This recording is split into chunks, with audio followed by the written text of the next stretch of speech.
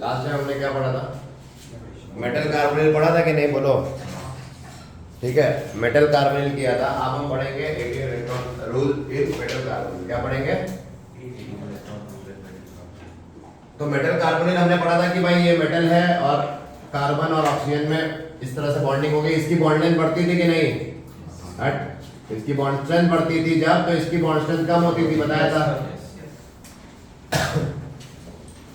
तो अब हम पढ़ेंगे 18 electron rule in metal carbonyl. 18 electron rule क्या कहता है कि if valence electron of CMA, if valence electron of CMA, valence electron of CMA plus number of ligand electrons, number of electrons gain from ligand, है ना, इनका सम 18 के बराबर है। किसके बराबर? then the metal carbonyl is stable, then the metal carbonyl is considered stable। ये होता है 18 इलेक्ट्रॉन रूल मेटल कार्बोनिल्स में। नहीं समझे? ठीक है, तो जैसे अभी क्वेश्चन आ जाए NiCO4, बताओ ये स्टेबल माना जाएगा कि नहीं? देखो एग्जाम्पल ले रहे हैं, निकल टेट्रा कार्बोनिल निकल का 0 टेट्रा कार्बोनिल निकल 0। बताओ कैसे निकालेंगे? Number of valence electron, valence electron कैसे लिखोगे इसका? 4s2 3d8 होता है। अरे ये निकल का इलेक्ट्रॉनिक कॉन्फ़िगरेशन क्या होता है यहाँ पे? क्योंकि यहाँ निकल का ऑक्सीडेशन नंबर क्या है? 0। तो निकल का ऑक्सीडेशन स्टेट तो ये है, तो वैलेंस इलेक्ट्रॉन कितने हुए? 10 वैलेंस इलेक्ट्रॉन है निकल के। तो ये तो मिल गया पहली चीज। और कितने इलेक्ट्रॉन लिगेंड से गेन कर रहे हैं? एक CO कितने इलेक्ट्रॉन देगा? 2। तो 4 कितने देंगे? 8। तो प्लस 8 इलेक्ट्रॉन्स फ्रॉम CO, है ना? कितने आ गए? 18। तो ये स्टेबल हो गया, है ना? समझ रहे हो? Therefore NiCO4 can exist. ये एग्जिस्टेंस ऑफ मेटल कार्बोनिल पे सवाल खड़ा कर देगा, नहीं तो। समझ रहे हो मेरी बात? क्यों भाई? क्लियर? नोट कर लो कि मेटल कार्बोनिल स्टेबल कब होता है।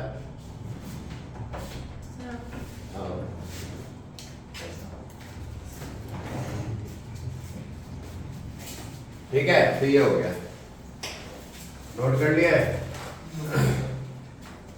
हेप्टिसिटी वगैरह अभी हम बात नहीं कर रहे। लेबाइल कॉम्प्लेक्स किसे कहते हो तो हम बाद में देखेंगे। हेप्टिसिटी वगैरह अभी हमें सिलेबस में वैसे है नहीं, तो अभी हेप्टिसिटी की हम बात नहीं कर रहे, है ना। ये हेप्टिसिटी को हम ऐसे डिनोट करते हैं, ये तुम कहीं देखो तो समझ लेना हेप्टिसिटी है कि एक मेटल किस तरह से अटैचमेंट से लेना देना उसका। तो अभी हम बात उसके बारे में नहीं कर रहे, ठीक है।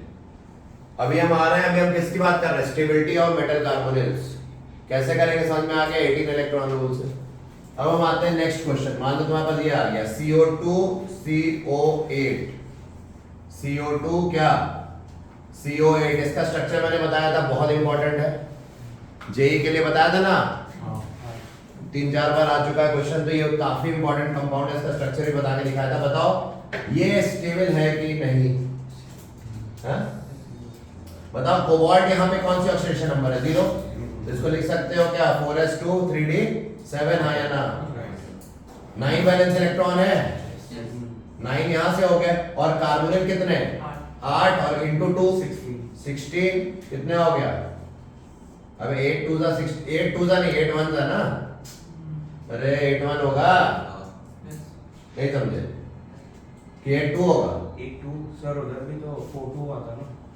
अच्छा CO2 है ना, CO2 है। अच्छा चलो बोलो पोलेस्टर का। हाँ भाई बोलो कितने इसके इलेक्ट्रॉनिक कॉन्फ़िगरेशन कितना है? 9 है कि नहीं यहाँ पे?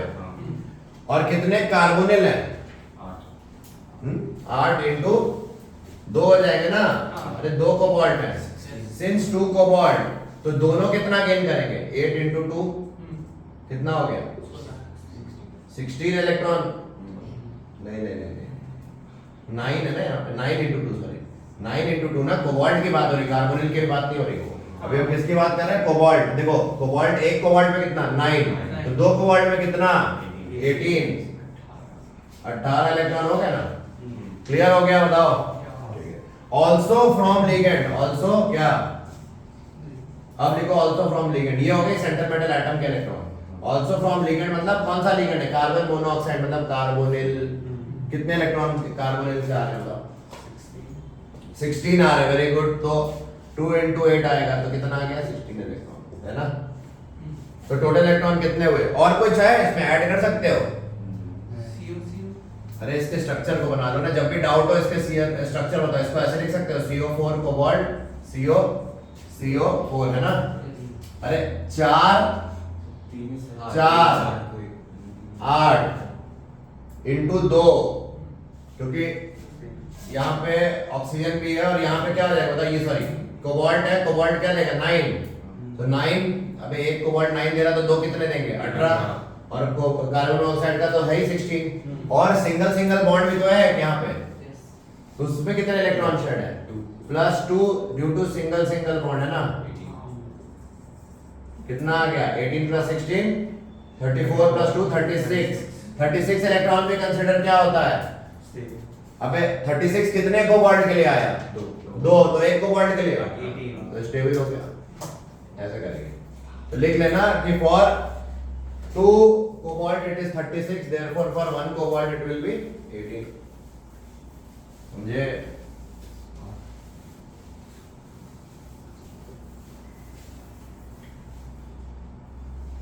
तो स्ट्रक्चर आना चाहिए इसके लिए। स्ट्रक्चर तुम्हें पता है तो तुम बता सकते हो molecule is stable, therefore this molecule is stable. कोई दिक्कत नहीं? समझे? कार्बोनिल कितने हैं? 8, और 8 into 2 इलेक्ट्रॉन देगा ना पर कार्बोनिल, तो 8 into 2 16 हुआ, और +2 क्योंकि सिंगल बॉन्ड है तो ये स्टेबल हो गया। और एग्जांपल देखो, मान लो ऐसा आ जाए question, how many CO, how many carbonyl can be attached to क्या? Cr और Cr या Fe लिख देते हैं, Fe to make it stable, make a stable complex। Stable complex बनाने के लिए Fe के साथ कितने CO होने चाहिए बताओ? हाँ बताओ, पहले तो देखो Fe को, Fe बताओ क्या होगा? Ar क्या? 3d6 4s2, है ना? तो यहाँ पे कितने हो गए? 8। अच्छा स्टेबल कॉम्प्लेक्स में सम कितना आएगा? 18। तो किसका सम आएगा? 8 प्लस 2 और इसका मान लो ये कंपाउंड ऐसा है FeCOX है ना, तो तुम्हें बेसिकली x की वैल्यू तो निकालनी है। तो बताओ एक कार्बन मोनोऑक्साइड 2 देगा और कितने हैं? x, तो 2x।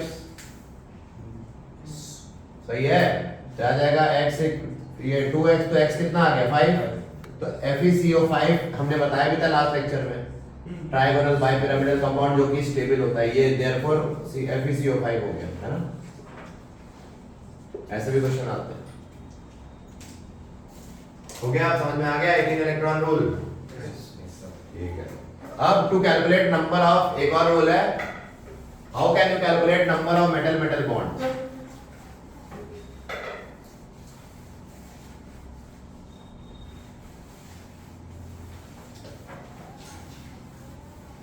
मेटल कार्बोनिल में, है ना? ये किसकी बात अभी चल रही है? मेटल कार्बोनिल की ही बात चल रही है। To calculate number of metal metal bonds, कितने सिंगल बॉन्डेड होंगे?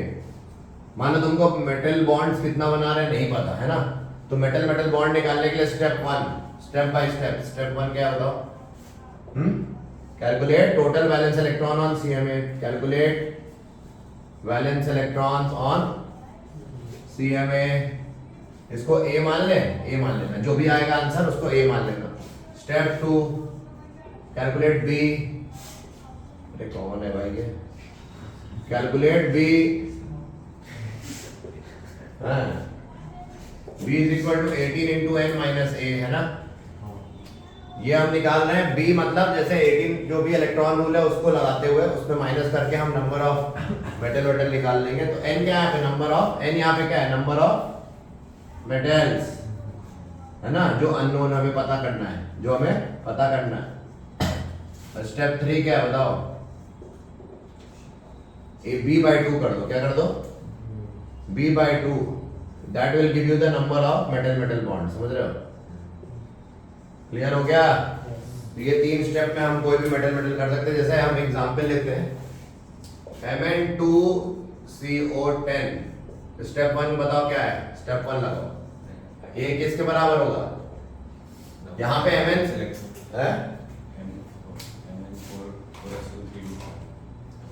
टोटल वैलेंस इलेक्ट्रॉन Mn में कितने होंगे, यहाँ पे 14 होंगे। 14 क्या हो गया भाई, 14 प्लस 20 होंगे ना। अरे बॉन्ड बनाने के बाद की बात हो रही है, बॉन्ड बनाने के बाद इस कंपाउंड में कितने हैं ए पे, टोटल लिख दो यहाँ पे, टोटल वैलेंस इलेक्ट्रॉन है ना, इंक्लूडिंग सब कितने हैं, 7, 2 7s बिकॉज़ ये 3d7 होता है ना Mn, 3d7 होता है, 3d5 4s2 होता है, मतलब 7 इलेक्ट्रॉन हुए। तो 7 और कितने हैं मैंने 2, तो 2 into 7 प्लस 10 into 2, तो कितना हो गया 34 हो गया। ए की वैल्यू कितनी आई 34, देख लो 34 आएगी, सही है ना। अब बताओ बी की वैल्यू कैसे निकालोगे, 18 into 2 minus 3। अरे ये समझ में आया 10 into 20 क्यों, कार्बन मोनोऑक्साइड 10 है और एक CO कितना इलेक्ट्रॉन देगा 2, तो टोटल इलेक्ट्रॉन मिल गया ना Mn पे। अब B निकालो, 18 into कितने मेटल है N माइनस A है ना, N कितने हैं 2, नंबर ऑफ मेटल तो यहाँ पे 2 है, तो 18 into 2 कर देंगे, तो आ गया B की वैल्यू क्या 2, 36 minus 34 2। और स्टेप 3 क्या हो जाएगा, b/2 will give the number of, मतलब 2/2 मतलब 1, therefore Mn एक ही सिंगल एक बॉन्ड है ना, एक ही Mn bond, therefore only one Mn bond is present। होता भी है, इसका स्ट्रक्चर बताया था, क्लियर। तो हमने मेटल मेटल बॉन्ड अगर पूछे कितने हैं तो इस सीक्रेट से निकाल सकते हो आराम से, तो सोचना का टाइम बचेगा, मान लो तुमको नहीं पता कुछ नया आ जाए तो। ठीक है, आज हम पढ़ेंगे अब क्रिस्टल फील्ड थ्योरी।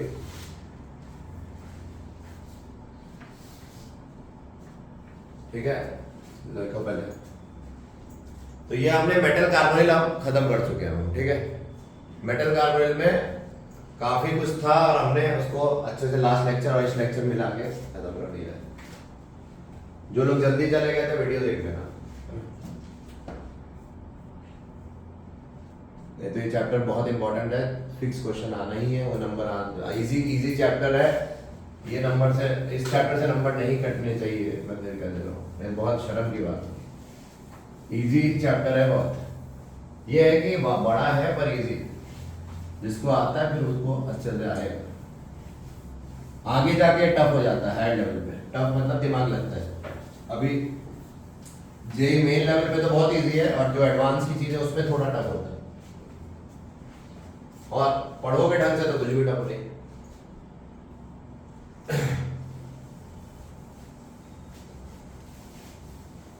ये बीएससी 3rd ईयर में पढ़ाया जाता है कोऑर्डिनेशन कंपाउंड, मालूम है कि नहीं, बीएससी 3rd ईयर केमिस्ट्री, उसमें कोऑर्डिनेशन कंपाउंड है, पहले 4 चैप्टर तो यही पढ़ना है।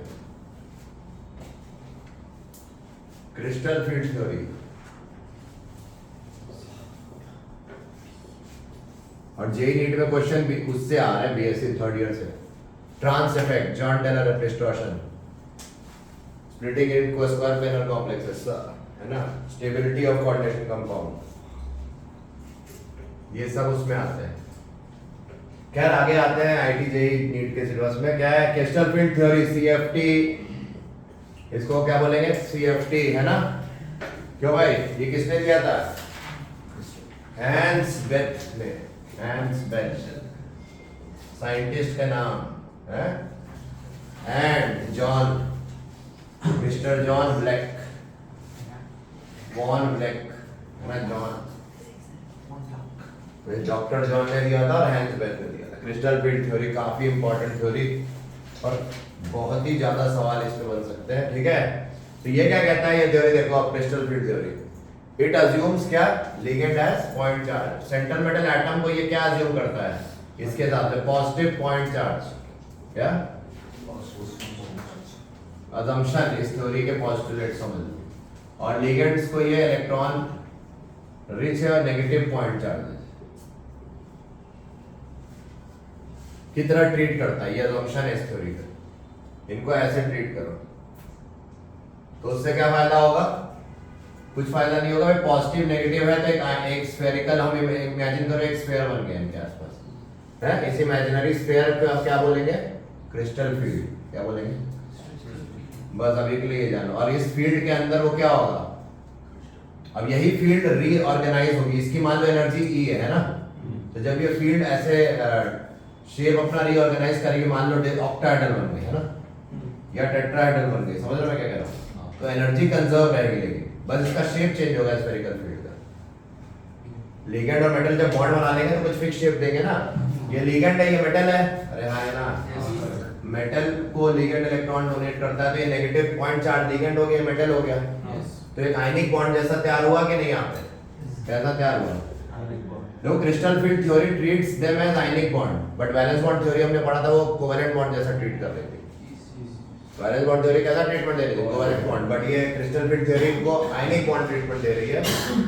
बोल रही है कि जब ये पास आएंगे मेटल की तरफ भी अट्रैक्ट होगा कौन, लिगेंड, तो आज जब बॉन्ड बनेगा तो एक फील्ड बनेगी, वो फील्ड की एनर्जी ई है, तो जब वो अपना रीअरेंजमेंट होगा ड्यू टू रिपल्शन अट्रैक्शन, तो क्या होगा, जो नया शेप आएगा उसकी भी एनर्जी क्या रहेगी उस फील्ड की, तो ये ऑक्टाहेड्रल फील्ड एनर्जी भी सेम है एज द प्रीवियस एनर्जी, और अगर ये टेट्राहेड्रल में जाएगा तो भी उसमें भी क्या होगा, एनर्जी सेम रहेगी एज दिस, ठीक है। एनर्जी कंजर्वेशन यहाँ पे फॉलो होता है, ये मतलब है, ठीक है। कहने का शॉर्ट में है कि जो भी फील्ड ऑक्टाहेड्रल में हो चाहे टेट्राहेड्रल में हो, वो हमारी एनर्जी कंजर्वेशन फॉलो करेगी, और यहाँ आयनिक बॉन्ड ट्रीटमेंट मिलता है। अब होगा क्या, देखो जब मेटल को लिगेंड अप्रोच करेगा, ध्यान देना, तो एक फिक्स दूरी तक करेगा, है ना भाई, पॉजिटिव नेगेटिव में एक फिक्स दूरी पे बेस्ट बॉन्ड बनता है, उसके आगे अगर नेगेटिव चला गया तो क्या होता है, रिपल्शन होने लगता है, अरे होता है ना, अब बोलते हैं ना हमारी इस भाई स्पेस तक इतनी हमारे लव बहुत पास पे आता है, आप धक्का मार देते हो उसको, बोले भाई जाओ हटो, तो वो चीज है, एक मिनिमम दूरी पे स्टेबल बॉन्ड बन गया है, उसके आगे अगर ये कोई लिगेंड आना चाहेगा तो उसको रिपेल कर देगा, मतलब अट्रैक्टिव फोर्स तो होता ही है तभी बॉन्ड बनेगा, अट्रैक्टिव फोर्स। और थोड़ा थोड़ा क्या होता है, मेटल के अंदर भी तो इलेक्ट्रॉन होते हैं ना, उस इलेक्ट्रॉन से इस इलेक्ट्रॉन, इनकमिंग इलेक्ट्रॉन का क्या होता है, रिपल्शन, इन दोनों के बीच में क्या होता है, रिपल्शन भी होता है। मान लो मेटल के डी इलेक्ट्रॉन्स हैं, तो डी इलेक्ट्रॉन और लिगेंड के जो इलेक्ट्रॉन है इनमें क्या होगा, रिपल्शन। अगर वो अप्रोच करे इनकी तरफ, लिगेंड क्या करेगा, बॉन्ड बनाने के अप्रोच करेगा मेटल को, तो कई बार क्या होता है, मेटल के डी ऑर्बिटल लिगेंड के सामने आ जाते हैं, और कई बार नहीं भी आते हैं, नहीं समझे आप, क्यों, क्लियर हुआ। लिगेंड जब आ रहे होते हैं मेटल के पास, तो उसके डी इलेक्ट्रॉन की तरफ उनके कारण रिपल्शन भी मिलता है, अट्रैक्शन क्यों मिलता है, क्योंकि इस पे इफेक्टिव न्यूक्लियर चार्ज ज्यादा है भाई, ऑक्सीडेशन नंबर या चार्ज ज्यादा होगा मेटल पे, तो ये अट्रैक्ट होगा लिगेंड इसकी तरफ, तो अट्रैक्टिव फोर्सेस तो है ही, साथ ही साथ कुछ रिपल्सिव फोर्सेस भी आ जाती हैं। क्यों आती है वो, मेटल के डी इलेक्ट्रॉन और लिगेंड सामने सामने कभी कभार आ जाते हैं। अब देखो क्या क्या केसेस है, कभी कभार या तो डायरेक्टली सामने आ जाएंगे, है ना, डायरेक्टली या इनडायरेक्टली, थोड़े दूर से आएंगे। अब डायरेक्ट केसेस कब आएंगे, इनडायरेक्ट केसेस कब आएंगे देखो, तो अभी समझते हैं पहले डी ऑर्बिटल्स क्या क्या होते हैं हमारे सिलेबस में, क्या क्या डी ऑर्बिटल होती है बताओ। डी एक्स वाई पढ़े हो, डी वाई जेड है ना, डी जेड एक्स, फिर d x square minus y square और डी जेड स्क्वायर, ये 5 डिब्बे होते हैं कि नहीं अपने, तो होता क्या है देखो, अब ध्यान से मैं इनके शेप बना दे रहा हूँ जिससे तुम्हें याद आ जाए क्या बना रहा हूँ मैं भाई। ये देखो एक्स वाई बनाना है मुझे, क्या बनाना है, डी एक्स वाई, तो डी एक्स वाई कैसा बनेगा, एक्स और वाई, अगर हम ये एक्स मान ले और ये वाई मान ले तो उसको छोड़ के इस प्लेन में आएगा, तो ये एक्सिस पे आया या इन बिटवीन एक्सिस है, इन बिटवीन एक्सिस, तो ये हो ना, एक्सिस पे थोड़ी ना लाई करते हैं, यानी कि ये जो 3 अभी हम बनाएंगे ये क्या लाई करेंगे, बिटवीन दी एक्सिस, समझ रहे हो, समझ रहे हो। और ये दोनों अभी हम पढ़ेंगे आगे किस पे लाई करेंगे, on the axis, along the axis बोलेंगे इसको, अलोंग द एक्सिस। देखते हैं अभी शेप बताते हैं, पर ये अभी याद रखना, ये दोनों क्या होते हैं, अलोंग द एक्सिस, ये तीनों बिटवीन द एक्सिस। देखो नेक्स्ट, मान लो जैसे हमारा हमने ये वाई जेड ले लिया, तो ये क्या बन गया d x y d y z, है ना? क्या बन गया? ये भी क्या है, बिटवीन द एक्सिस हुआ कि नहीं? देखो इसी तरह हमें एक और एक्सिस ले लिया, कौन सा? जेड एक्स, है ना? तो जेड एक्स लिया तो क्या हुआ, यहाँ पे भी ऐसा हुआ, ये भी इन बिटवीन है, तो ये हमेशा इन बिटवीन एक्सिस बन गया। क्या हो गया? नहीं कुछ तो हुआ है, बोलो अब, बोलो जल्दी बोलो, नहीं तो मैं वेस्ट कर दूंगा टाइम। बोलो जल्दी, फास्ट फास्ट, रिकॉर्डिंग चल रही है, जल्दी, मैं आपका नाम भी आ जाएगा, जल्दी बोलो फास्ट। कुछ हुआ है क्या? जल्दी बोल दो ना, फिर उसको खत्म करते हैं मैटर को। हाँ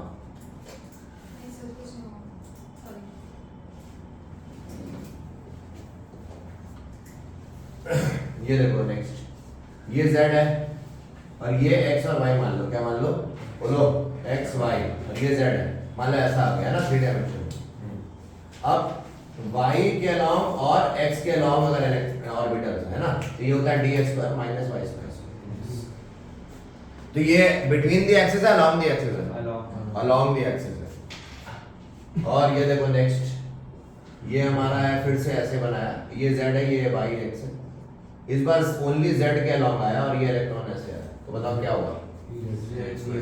z², क्योंकि z के अलोंग है तो dz²। ये भी क्या है, इन बिटवीन है, अलोंग है? अलोंग।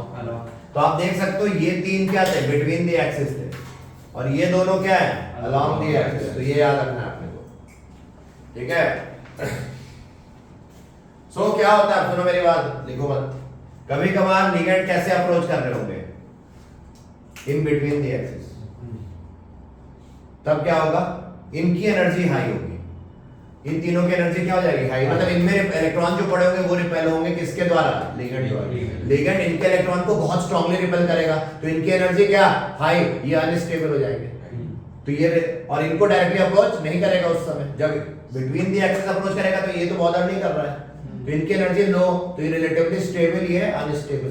अब सुनो एक और केस होगा, दूसरा केस क्या होगा, अलोंग द एक्सिस अप्रोच करे, मतलब इन लिगेंड ऐसे आ रहा है, ऐसे आ रहा है ना, अलोंग द एक्सिस, तब क्या होगा, इनको बॉदर तो नहीं कर रहा ना, तो इनकी एनर्जी लो रहेगी, बट लिगेंड डायरेक्टली आ रहा है, इनके डी इलेक्ट्रॉन्स के सामने आया ना, अगर अलोंग द एक्सिस अप्रोच करे तो ये अनस्टेबल हो जाएंगे, ये हाई एनर्जी पे चले जाएंगे। तो दो बातें, एक बार ये हाई एनर्जी, ये लो एनर्जी, और एक बार ये लो एनर्जी, ये हाई एनर्जी, दोनों केस पॉसिबल है ना?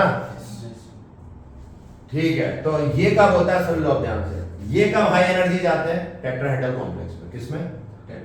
और ये कब हाई एनर्जी आते हैं, ऑक्टाहेड्रल कॉम्प्लेक्स में। बताओ क्यों? क्योंकि ऑक्टाहेड्रल ऐसा दिखता है ना, तो ऑक्टाहेड्रल में डायरेक्टली लिगेंड इधर से लगाते हो ना, शेप्स में लिगेंड यहाँ लगाते हो ना, तो उधर से अप्रोच कर रहा है ना लिगेंड। अरे ऑक्टाहेड्रल में देखो लिगेंड ऐसे अप्रोच कर रहा है ना, अलोंग द एक्सिस,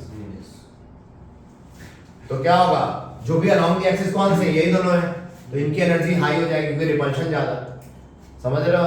रिपल्शन ज्यादा होने की वजह से तो ऑक्टाहेड्रल फील्ड में ये हाई एनर्जी होंगे और ये लो एनर्जी, और टेट्राहेड्रल फील्ड में ये हाई एनर्जी, ये लो एनर्जी। ठीक है, इतना समझ गया, इंट्रोडक्शन हो गया, इंट्रोडक्शन इज ओवर। अब हम चलते हैं इन डेप्थ एनालिसिस पे।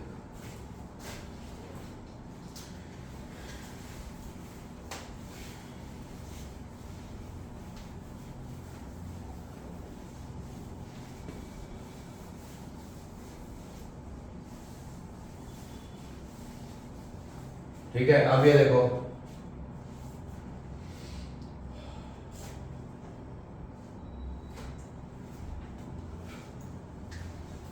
तो अब हमारे पास कितने कॉम्प्लेक्स हैं, अगर एक इस टाइप का कॉम्प्लेक्स है Ml6 और Ml4 है ना, तो ये कौन सा कॉम्प्लेक्स होता है, ऑक्टाहेड्रल, हमने बताया था।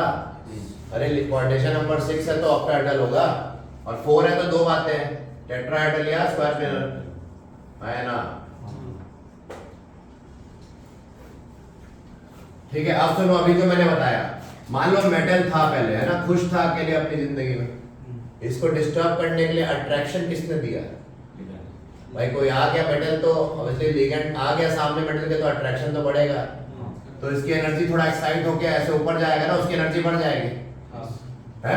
यहाँ पे जो एनर्जी होती है मेटल की विद लिगेंड होती है, विदाउट लिगेंड ये क्या है, सो ओनली मेटल, यहाँ मेटल एंड लिगेंड है ना, चाहे 4 हो चाहे 6 हो, इसको बोलते हैं, इस लेवल एनर्जी लेवल को बोलते हैं, ये अगर हम एनर्जी का ग्राफ बनाए, इन जनरल बता रहा हूँ, अभी ऑक्टाहेड्रल टेट्राहेड्रल की बात नहीं कर रहा हूँ, अभी जनरल बता रहा हूँ, तो ये इसको बोलते हैं, ये तो ग्राउंड एनर्जी थी। कौन ग्राउंड एनर्जी पे कौन था पहले? हाँ, खुश था।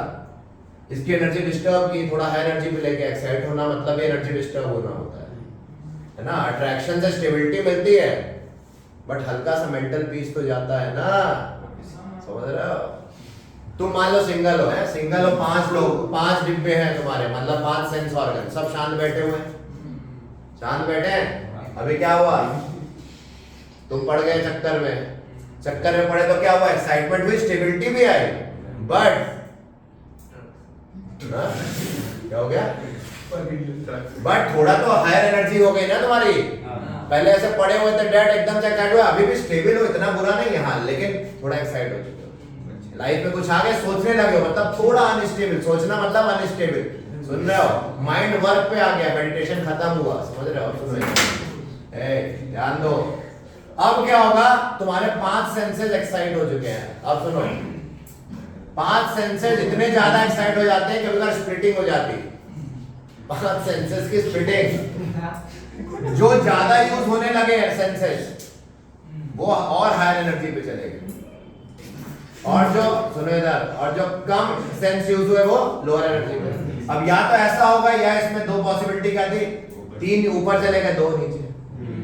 ये कब होगा, मैंने बताया, यहाँ पे अगर ये हाई एनर्जी है तो ऑक्टाहेड्रल कॉम्प्लेक्स में होगा, ये टेट्राहेड्रल में होगा। वही तो बोला, ये 3 जो है, ये dxy dyz है ना, dz, और ये dx² - y² dz², और ये क्या है, dx² - y², और ये dz², और ये dxy dyz और dz। तो भाई स्प्लिटिंग ऐसे हो सकती है कि नहीं?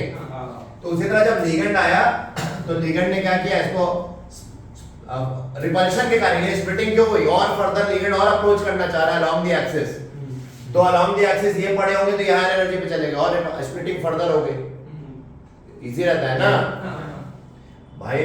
तो ये चीज होगी, तो इसमें भी वही सेम डायग्राम, यहाँ पे भी सेम है, और इसको मैं ऐसे बना देता हूँ,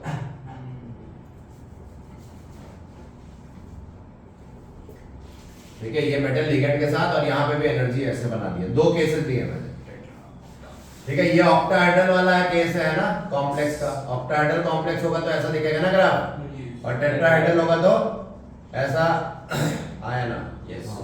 मतलब क्या हुआ, पहले तुम शांत बैठे थे, लिगेंड आया तो क्या हुआ, एनर्जी बढ़ी, और फिर अब लिगेंड तुम्हारे दिलो दिमाग पे बैठ गया है, कहाँ, दिल और दिमाग पे।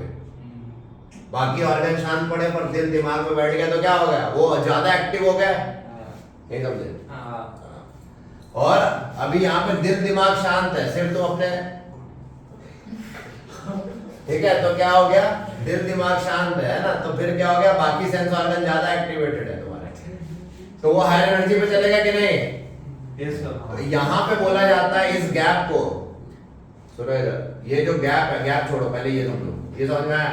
अब इस एनर्जी लेवल पे जब तुम आए थे, तो इसको बोला गया बेरी सेंटर। क्या बोला गया? बेरी सेंटर या आइसोट्रोपिक फील्ड। यहां क्रिएट कौन सी फील्ड हुई? ठीक है, आइसोट्रोपिक फील्ड। ये भी सेम, बेरी सेंटर और आइसोट्रोपिक फील्ड क्रिएट होगी, है ना। आइसोट्रोपिक एनर्जी यहाँ पे होगी, इसकी एनर्जी क्या होगी? Isotropic energy. बेरी सेंटर पे होती है आइसोट्रोपिक एनर्जी या आइसोट्रोपिक फील्ड। अब सुनो, ठीक है। अब इस लाइन के कॉरेस्पॉन्डिंग ध्यान देना, अगर मैं इसको एक्सटेंड कर तो बेरी सेंटर के कॉरेस्पॉन्डिंग जो रेफरेंस एनर्जी मानी गई वो कितनी है? 0। कितनी? 0। तो यहाँ पे जब अट्रैक्शन था तो यहीं तक था, 0 एनर्जी थी, लेकिन तुमने और फर्दर इन्वॉल्वमेंट करके क्या कर दिया? स्प्लिटिंग। अपने दिलो दिमाग की अब सब स्प्लिट हो गए। अब क्या हुआ? जो दिल और दिमाग है तुम्हारे वो कितने से अनस्टेबल हुए? कितने से अनस्टेबल हुए? प्लस यहां पे पाया गया 2/5 times of delta not. Delta not is what? ये जो गैप है, ये क्या गैप? Delta not. ठीक है, ये डेल्टा नॉट बोलते हैं। Delta not is called octahedral field splitting energy. ठीक है, डेल्टा नॉट को हम क्या बोलेंगे? Octahedral field splitting energy. Clear? अभी हम इसको थोड़ा सा ऐसे कर देते हैं, ठीक है ना। और यहां से कितने टाइम अनस्टेबल हुआ? -3/5 टाइम डेल्टा नॉट, है ना। ठीक है, क्लियर हुआ? कोई दिक्कत? है ना?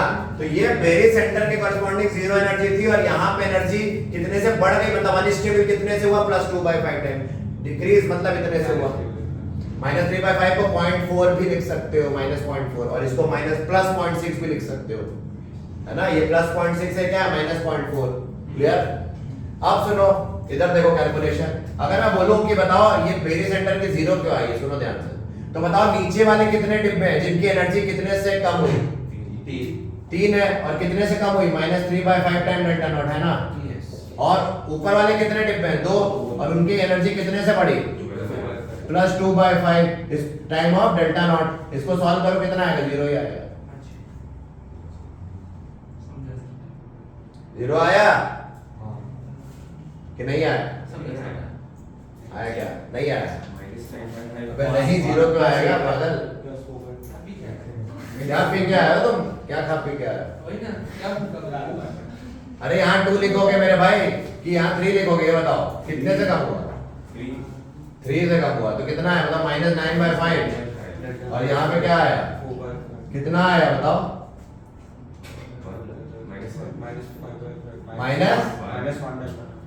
अरे मेरे भाई -9/5, ये डेल्टा नॉट कॉमन ले लो ना, कितना आया, 9 + -4 है, माइनस के साथ बाई 5, कितना आया बोलो, डेल्टा नॉट आया, आया ना? जो भी वो कैलकुलेशन देख लो, क्या हो गया, -1 हो गया, -1 कहाँ हो गया मेरे भाई, क्या हो गया, सही लिखा, देख लो एक बार। अबे इसकी बात कर रहे, इसकी एनर्जी कितने से बढ़ी, 2 × 2/5 हुआ ना, हाँ 3 सही लिखे, और कितने से घटी, तो कितना हो गया, देख लेना वो, ठीक है, वो मैं एक्स्ट्रा बता रहा हूँ कि भैया डेल्टा से, लेकिन मैग्नीट्यूड कितना आया, तो ये गैप कितने का है, हाँ 0 ना बोल देना। तो ये अभी बस ऐसे ही बताया टाइम पास करने के लिए, इधर देखो असली वापस आ जाए, सुनो इधर, ये रेफरेंस समझ में, रेफरेंस से ऊपर बढ़ी और नीचे, अब इसी तरह यहाँ पे भी हुआ होगा, हाँ या ना? ये गैप हम डेल्टा टी बोल रहे हैं, क्या बोल रहे हैं, डेल्टा टी को हम बोल रहे हैं क्या, टेट्राहेड्रल फील्ड स्प्लिटिंग एनर्जी, क्या बोल रहे हैं, टेट्राहेड्रल फील्ड स्प्लिटिंग। और यहाँ पे ये जो एनर्जी घटी है, यहाँ पे स्टेबलाइज हुआ है ना, इसको बोला गया कितने से स्टेबलाइज हुआ, -2/5, और ये डीस्टेबलाइज अनस्टेबल कितने से हुआ है, +3/5, डेल्टा टी होगा ना, -2/5 टाइम डेल्टा टी, और ये +3/5 time of delta T, clear, कोई दिक्कत नहीं। अब सुनो, यहाँ पे भी तुम करके देख सकते हो, 3 × 3/5 और 2 × 2/5, वो भी करके देख लो, समझ में आया? तो ये पाया गया कि भाई जो डेल्टा नॉट का गैप है, यहाँ पे जो गैप है ना, वो डेल्टा टी से क्या आता है, मतलब ऑक्टाहेड्रल कॉम्प्लेक्स में स्प्लिटिंग क्या होती है, जनरली ज्यादा होती है, क्या बोला, ऑक्टाहेड्रल कॉम्प्लेक्स में स्प्लिटिंग क्या होती है, ज्यादा, इसलिए स्प्लिटिंग एनर्जी ज्यादा आ रही है। तो बताओ यहाँ पे अगर इलेक्ट्रॉन होगा उसको जंप करना आना आसान, या यहाँ पे जो इलेक्ट्रॉन होगा उसको जंप कराना आसान, नीचे वाले को ना, क्योंकि गैप कम है, समझ रहे हो मेरी बात?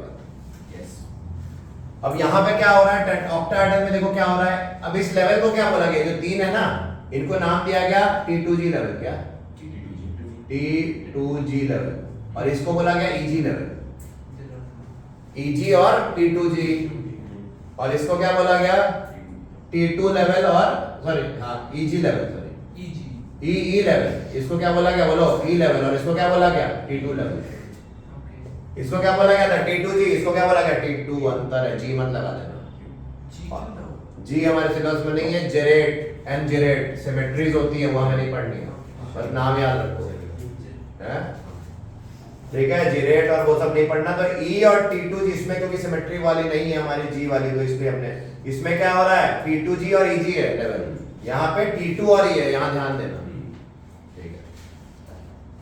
अब यहाँ पे बताओ EG, हम बोलेंगे क्या, EG is what, dx² - y², और उनकी एनर्जी dz² के बराबर, इन दोनों की एनर्जी बराबर होगी, तो हम बोलेंगे ये दोनों क्या है, डीजेनरेट है, क्या है, और इस पूरे लेवल Eg की एनर्जी इससे ज्यादा है तो ग्रेटर देन क्या लिखेंगे T2G which contains dxy equal to dyz equal to dzx।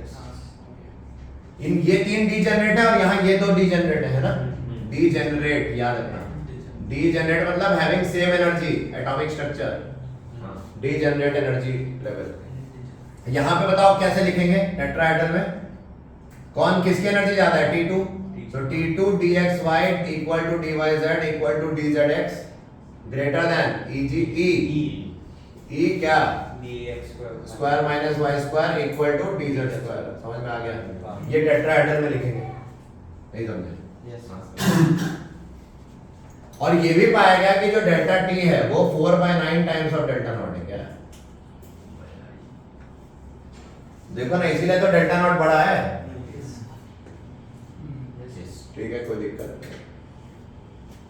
तो ये नोट कर लो भाई, ये हमने सारी बातें बता दी स्प्लिटिंग की। और बताओ हमने क्या बोला कि किसमें गैप ज्यादा, ये कि ये इसमें गैप ज्यादा तो इलेक्ट्रॉन को जंप कराना मुश्किल। तो अब दो बातें हो गई, सुनो। एक चीज होती है स्पिन पेयरिंग एनर्जी, क्या होती है? या सिंपली इसको हम क्या बोलेंगे पेयरिंग एनर्जी।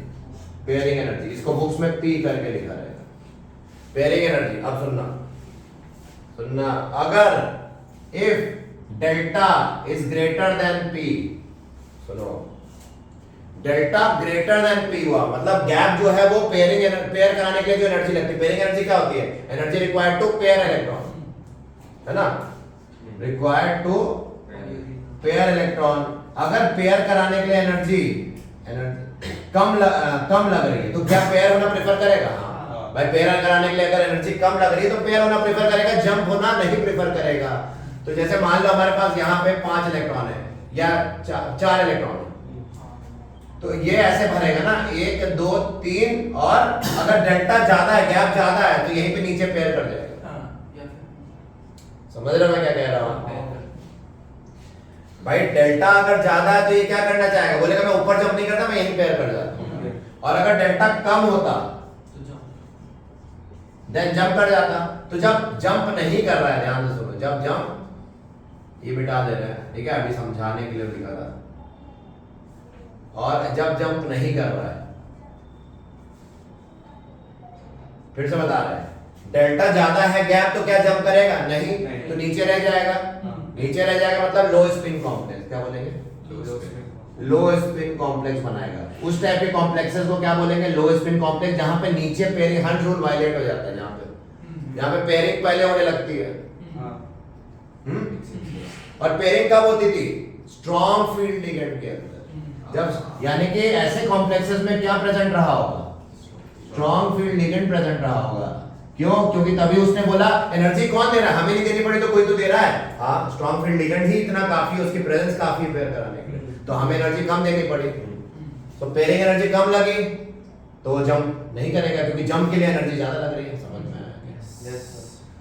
और if delta is less than pairing energy, delta less than pairing energy, सोचो पेयर कराने के लिए अब एनर्जी ज्यादा लग रही है, यानी पेयरिंग एनर्जी ज्यादा है गैप से, तो बोलेगा हम जंप कर जाते हैं, तो हाई स्पिन कॉम्प्लेक्स बोलेंगे उसको। क्या बोलेंगे? तो ऊपर चला जाएगा ना भाई, 4 इलेक्ट्रॉन है तो 3 यहां भरे, चौथा ऊपर भरेगा, हाई स्पिन कॉम्प्लेक्स बोलेंगे इसको। समझ रहे हो? और ये कौन से केस में होगा? वीक फील्ड लिगेंड, क्योंकि पेयरिंग कराया नहीं, तो वीक फील्ड लिगेंड प्रेजेंट रहा होगा ऐसे कॉम्प्लेक्सेस में। अब एक ये जो मैंने बात कही है दोनों, ध्यान देना, ये किसके लिए एप्लीकेबल है? डेल्टा नॉट के लिए ही सिर्फ एप्लीकेबल है। मतलब octahedral field splitting octahedral complex में ही एप्लीकेबल है। तो बोलोगे क्यों टेट्राहेड्रल में क्यों नहीं? तो टेट्राहेड्रल का ऑलरेडी गैप क्या है? कम है, तो वो इतना कम होता है कि हर बार वो देखा गया है पेयरिंग एनर्जी से भी कम आ जाता है। क्या आ जाता है? पेयरिंग एनर्जी से अगर कम आएगा तो कैसा कॉम्प्लेक्स बनेगा? So all tetrahedral complexes are high spin complexes. समझ रहे हो? नोट, इन टेट्राहेड्रल, ऑक्टाहेड्रल में तो बता दिया है ना, और टेट्राहेड्रल कॉम्प्लेक्स में क्या होगा? ऑलवेज क्या होगा? Delta T will be less than pairing energy. हाँ है ना, क्योंकि गैप इतना कम है 4/9 टाइम डेल्टा नॉट, और अपने में भी वो जब देखोगे तो ऐसा पाया गया है एक्सपेरिमेंटली, कि gap is too less and it is dominated always by the pairing energy. समझ रहे हो? हमेशा जंप करेंगे, हमेशा जंप करेगा। इतना गैप कम है कि बोलेगा भाई जैसे ही आया तो पेयर करने, जब एक दो भरा तो तीसरी बार ऊपर चला जाएगा, नीचे पेयर नहीं करेगा। तो ये हो गया, therefore it always forms, it is always क्या, हाई स्पिन कॉम्प्लेक्स। तो टेट्राहेड्रल कॉम्प्लेक्सेस नोट कर लेना, हाई स्पिन होते हैं ऑलवेज। समझ में आ गया? तो ऑक्टाहेड्रल में मैंने दो बातें बताई और टेट्राहेड्रल में एक ही बात। ये ऑक्टाहेड्रल की बात हो रही है, ऑक्टाहेड्रल कॉम्प्लेक्सेस। नोट करो, समझ में आया क्या? सब कुछ आना चाहिए crystal clear, crystal field theory.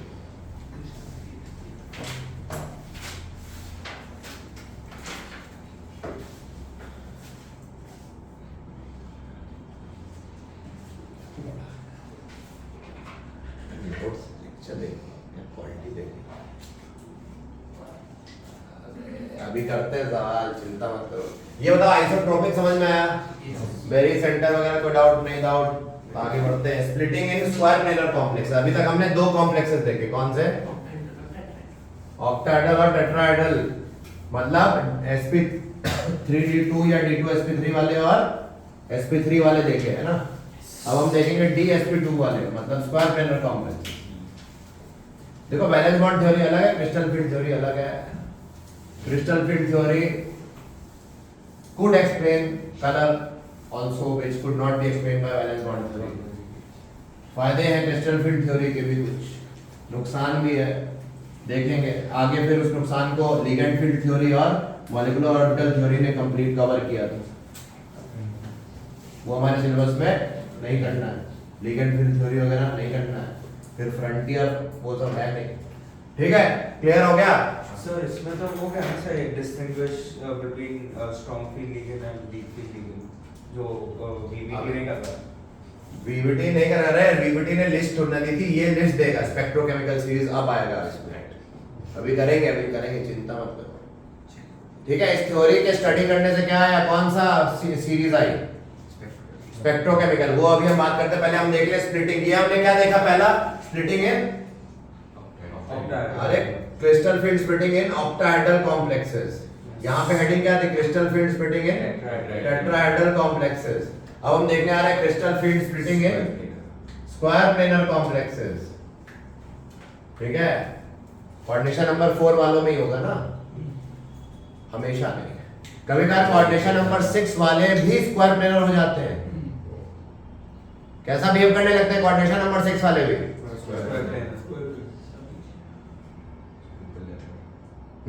Hexamine copper 2 ion में ऐसा होता है। क्या बोला, सुनो मैंने क्या बोला।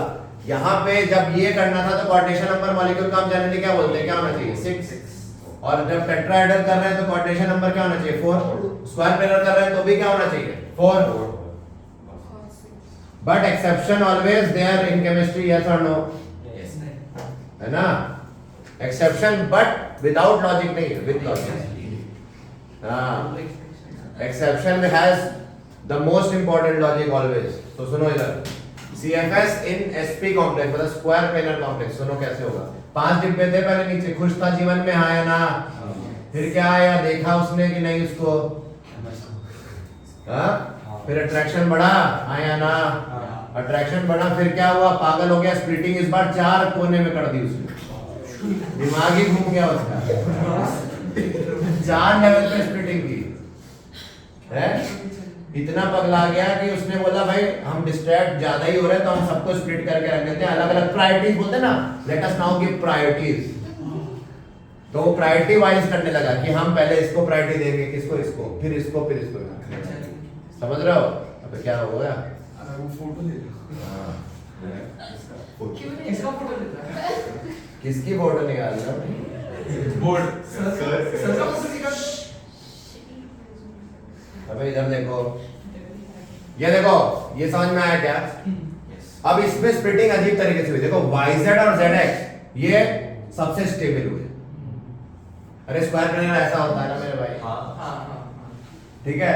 तो स्क्वायर प्लेनर कॉम्प्लेक्स का शेप ये है, तो इसमें ऐसे अप्रोच हो रहा है कि अब ये स्प्लिटिंग इस चार तरीके से हो रही है, ठीक है। इनडायरेक्ट और डायरेक्ट रिपल्शन के कारण, किसके कारण? डायरेक्ट और इनडायरेक्ट के कारण स्प्लिटिंग कुछ अजीब तरीके से हो रही है। अब सुनो कैसे हो रही है, यानी कि सबसे ज्यादा एनर्जी किसकी हुई? dx² - y²। इसकी एनर्जी कुछ ज्यादा ही है, किससे ज्यादा है बोलो? अरे dz² dxy सॉरी है ना, dxy, और dxy की भी एनर्जी किससे ज्यादा है?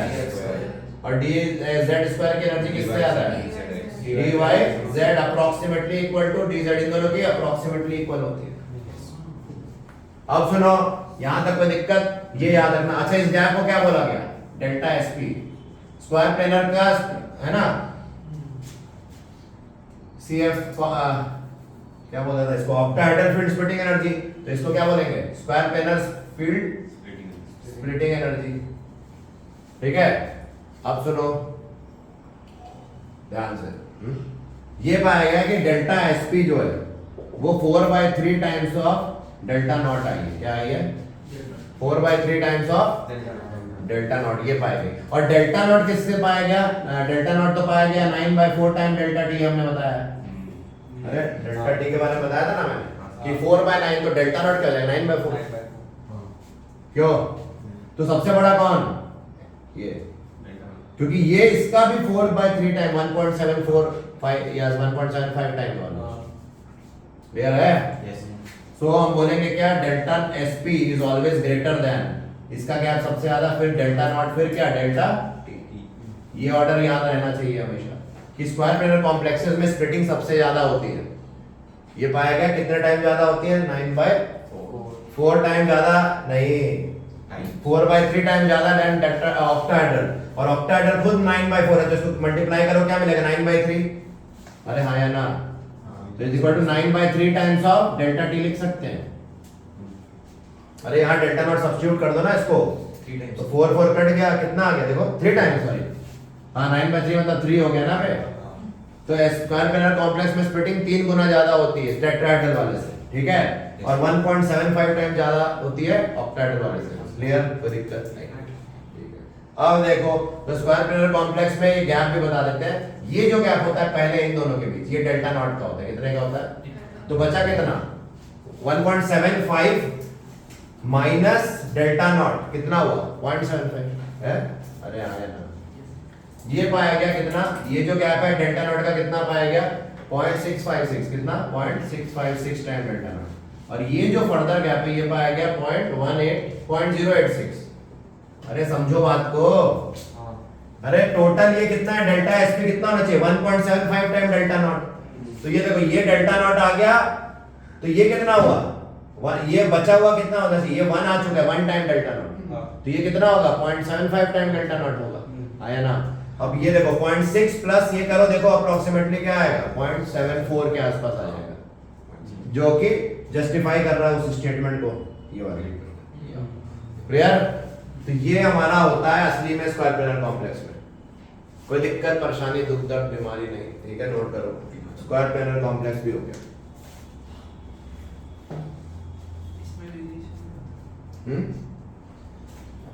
नहीं, इसमें कुछ और नहीं। लो स्पिन कॉम्प्लेक्स को क्या बोलते हैं? लो स्पिन कॉम्प्लेक्स को बोला जाता है स्पिन पेयर्ड कॉम्प्लेक्स। क्या बोलते हैं? ये मैंने नहीं बताया था, लिख लेना अगर आ जाए स्पिन पेयर्ड कॉम्प्लेक्स, क्योंकि लो स्पिन है मतलब नीचे ही पेयरिंग करना प्रेफर किए। और क्या है भाई नेक्स्ट? हाई स्पिन कॉम्प्लेक्स को क्या बोला गया? स्पिन फ्री कॉम्प्लेक्स, है ना? क्या बोला गया? क्योंकि ऊपर जाना प्रेफर करते हैं तो इनको बोला गया स्पिन फ्री कॉम्प्लेक्स। क्या हो गया? खुश? ठीक है, तो नोट कर लो, आगे बढ़े हम। So we have completed the splitting part of this. और मैंने क्या बताया था, क्या बताऊंगा इसमें? बताऊं? हाँ, अरे स्पेक्ट्रोकेमिकल सीरीज बता देता हूँ पहले। लिखो,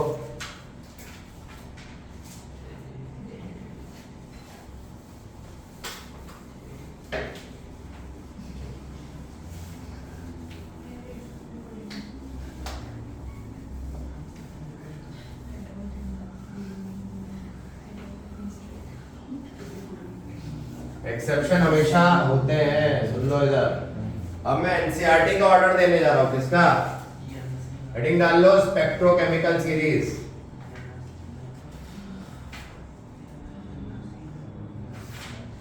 स्पेक्ट्रोकेमिकल सीरीज अलग अलग ऑथर अलग अलग सीरीज दे रखे हैं।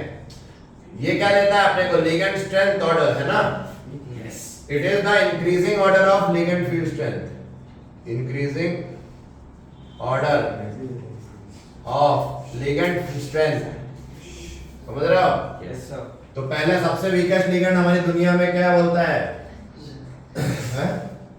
बोलो I माइनस क्या है? अरे इन जनरल बताया था तुमको, हेलोजन फिर ऑक्सीजन फिर नाइट्रोजन कंटेनिंग। तो अब देखना, अब यहाँ पे वो तो जनरल बताया था बैलेंस बॉन्ड थ्योरी में, अब हम प्रिसाइजली बता रहे हैं क्या एग्जैक्टली है ना। तो एग्जैक्टली एनसीईआरटी कहती है I माइनस Br माइनस फिर HCl माइनस, जहां एक्स्ट्रा है वहां पे मैं बताऊंगा जो मैंने ऐड ऑन किया है और जो सवाल में ज्यादा यूज होता है। ये एक्सपीरियंस वाली बात हो रही है। यहाँ पे NO3 माइनस ऐड ऑन किया गया है, सवाल में देखा गया, F माइनस फिर OH माइनस फिर CH3CO माइनस ऐड किया गया है यहाँ पे मेरे द्वारा, फिर C2O4 2 माइनस, है ना। एनसीईआरटी के जो ऑर्डर है उसी में मॉडिफिकेशन कर दिया है मैंने, एक आध एक्स्ट्रा ऐड कर दिए, पीछे के सवाल बनेंगे अभी देखना। EDTA4 माइनस NH3 जिसकी एनर्जी ऑलमोस्ट पिरिडीन के बराबर होती है, ये पार्ट ऐड किया, NH3 दिया है पर पिरिडीन नहीं दिया। फिर इसकी एनर्जी EN दिया है पर डाइपिरिडीन DP नहीं दिया, तो DP भी हो गया। फिर क्या आएगा DP के बाद NO2 माइनस, ये नहीं दिया है पर पीछे सवाल है एनसीईआरटी का लास्ट क्वेश्चन, उसमें NO2 माइनस है। तो ये हमारा ऑर्डर हो गया और ये हम लोग ध्यान से रखेंगे इसको, क्लियर?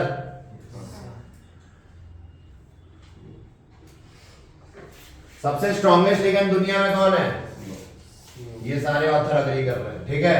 बाकी ऑथर्स क्या कर रहे हैं, बीच बीच में और भी चीजें डाल रहे हैं कुछ कुछ, हमें इतना ही करना है क्योंकि एनसीईआरटी ये कहती है, उसमें मैंने बस 3-4 चीजें ऐड ऑन कर दी है। ये बैक एक्सरसाइज में क्वेश्चन है, उसमें यूज होता था, लास्ट क्वेश्चन है शायद एनसीईआरटी का, कलर वेवलेंथ का ऑर्डर का, तो उसमें ये था, तो मैंने वहां से उठा ली, ठीक, देख लो।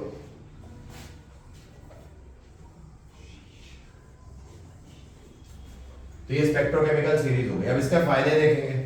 देखो पहली बात समझ लो आगे कि वेवलेंथ जब बढ़ती है तो फ्रीक्वेंसी कम होती है और एनर्जी कम होती है। अगर रेडिएशन की बात करें, लाइट की बात करें तो लाइट की बात हो रही है ना। तो सॉल्यूशन में क्या बताया था, कलर होता है, एक जो एब्जॉर्ब होता है कलर उसके ऑपोजिट पहुंचता है ना आंखों तक। मान लो रेड, जैसे हमने कलर व्हील बनाया था ना, अपोजिट। हाँ, तो आई नहीं होता, इसको बताया था। तो अगर रेड एब्जॉर्ब हो रहा तो कैसा दिखेगा, ग्रीन। तो वो मतलब हुआ। तो इसका एनर्जी का जो फॉर्मूला होता है hc/λ होता है ना, जनरली पढ़े हो। तो जिसकी एनर्जी ज्यादा, ये एनर्जी का भी ऑर्डर है, किसका ऑर्डर है, ठीक है। तो जिसमें स्ट्रॉन्ग लिगेंड होंगे, क्या बोला, तो उसकी एनर्जी क्या मानेंगे, ज्यादा। उस कॉम्प्लेक्स में स्ट्रॉन्ग फील्ड लिगेंड होंगे तो क्या मान लेंगे, वो लिगेंड की एनर्जी बहुत ज्यादा है, तो वेवलेंथ क्या हो जाएगी, कम, ठीक है। ऐसे भी हम मानते हैं।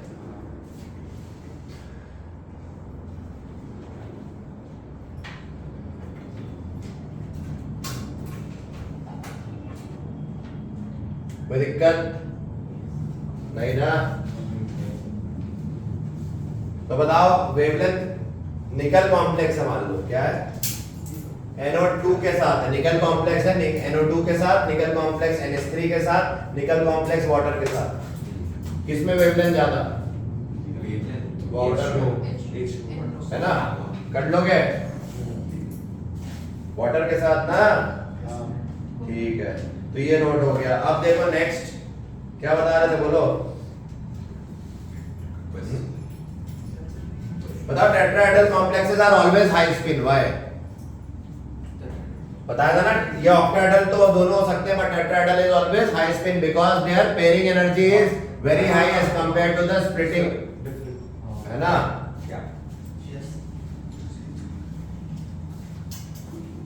ठीक है, मिटा दें। तो यहां तक आ गया तो तुम्हें एक लेवल अचीवमेंट हुई स्पेक्ट्रोकेमिकल सीरीज में। लेकिन अब हम गेम चेंज करेंगे, यहां से अलग लेवल पे जा रहे हैं। जाना है 12:30 हो गया, 12:15।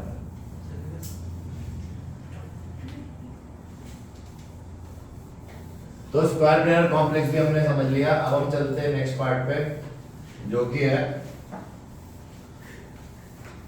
क्या हो गया ऐसा खुशी की बात क्या है? अब हम पढ़ेंगे CFSE। क्या पढ़ेंगे? Crystal field stabilization energy. Crystal field stabilization energy. कितने से क्रिस्टल जो कॉम्प्लेक्स बना है वो कितने एनर्जी से क्या हो रहा है? स्टेबलाइज, है ना? क्या हो रहा है? स्टेबलाइज। ठीक है, तो उसको क्या बोलते हैं? CFSE। इसको हम लोग DQ से डिनोट करेंगे। ठीक है, ऐसे लिखा होगा तो समझ जाना क्रिस्टल फील्ड स्टेबलाइजेशन एनर्जी है। It is always represented like this.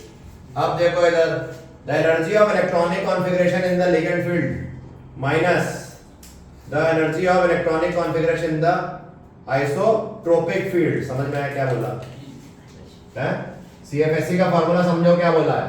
Energy difference between energy of ligand field, है ना, minus energy of isotropic field. समझ रहे हो? अरे बीच वाले लेवल थे और ये लिगेंड के प्रेजेंस में थे, तो बस लिगेंड मतलब जब स्प्लिटिंग हुई तब और जब लिगेंड के साथ जस्ट जुड़ा था तब उनके बीच का जो डिफरेंस है वो क्या है? Crystal field stabilization. मतलब ये 5 डिब्बे थे, कितने से नीचे गया? कितने से नीचे गया। मतलब ये बेसिकली स्टेबलाइज कितने से हुआ, है ना? ये मतलब है। तो ये स्टेबलाइजेशन एनर्जी है। स्टेबलाइज कितने से हो रहा है? उसमें हम लोग पेयरिंग एनर्जी भी कंसीडर करते हैं। क्या कंसीडर करते हैं? पेयरिंग एनर्जी भी करना पड़ेगा कि हमने पेयर कराने के लिए कितनी एनर्जी दी। ठीक है, तो वो ऐड ऑन कर देते हैं। ठीक है, बस इतना। ये डिफरेंस तो है और इसी में हम क्या ऐड कर देंगे? Pairing energy. वो क्या अंदर ही अंदर ऐड करेंगे हम, तो वो हम लोग अलग से ऐड नहीं करेंगे, इसी के अंदर टेक केयर कर लेंगे जब एनर्जी का फॉर्मूला। क्लियर हुआ? ठीक है, so this is what it means. And what does CFSE depend on? CFSE किस पे डिपेंड होता है? डिपेंड्स ऑन क्या हुआ? ज्योमेट्री। ज्योमेट्री पे डिपेंड करता है ना? लिगेंड जो मेटल के साथ किस तरह से क्या है? हाँ, तो which changes the d orbital, which changes with the d orbital pattern। Geometry पे डिपेंड किया और किस पे डिपेंड किया है? बोलो। Number of electrons. अरे जितने ज्यादा इलेक्ट्रॉन उतना ज्यादा क्या? ठीक है, चांस है ना भाई, उतना ज्यादा। फिर क्या? स्पिन पेयरिंग एनर्जी, जो पेयरिंग एनर्जी बताया था ना, उस पे भी डिपेंड करता है। और लिगेंड कैरेक्टर मतलब लिगेंड स्ट्रेंथ, मतलब स्पेक्ट्रोकेमिकल सीरीज की बात हो रही है ना, कौन सा लिगेंड है, समझ रहे हो? नेचर क्या है, लिगेंड कौन सा है, उस पे भी डिपेंड करता है। कौन?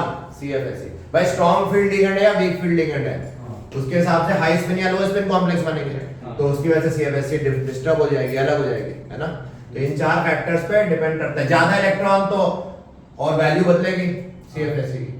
इलेक्ट्रॉन एक होंगे तो कम हो सकता है, ज्यादा डिपेंड करता है, अभी देखेंगे।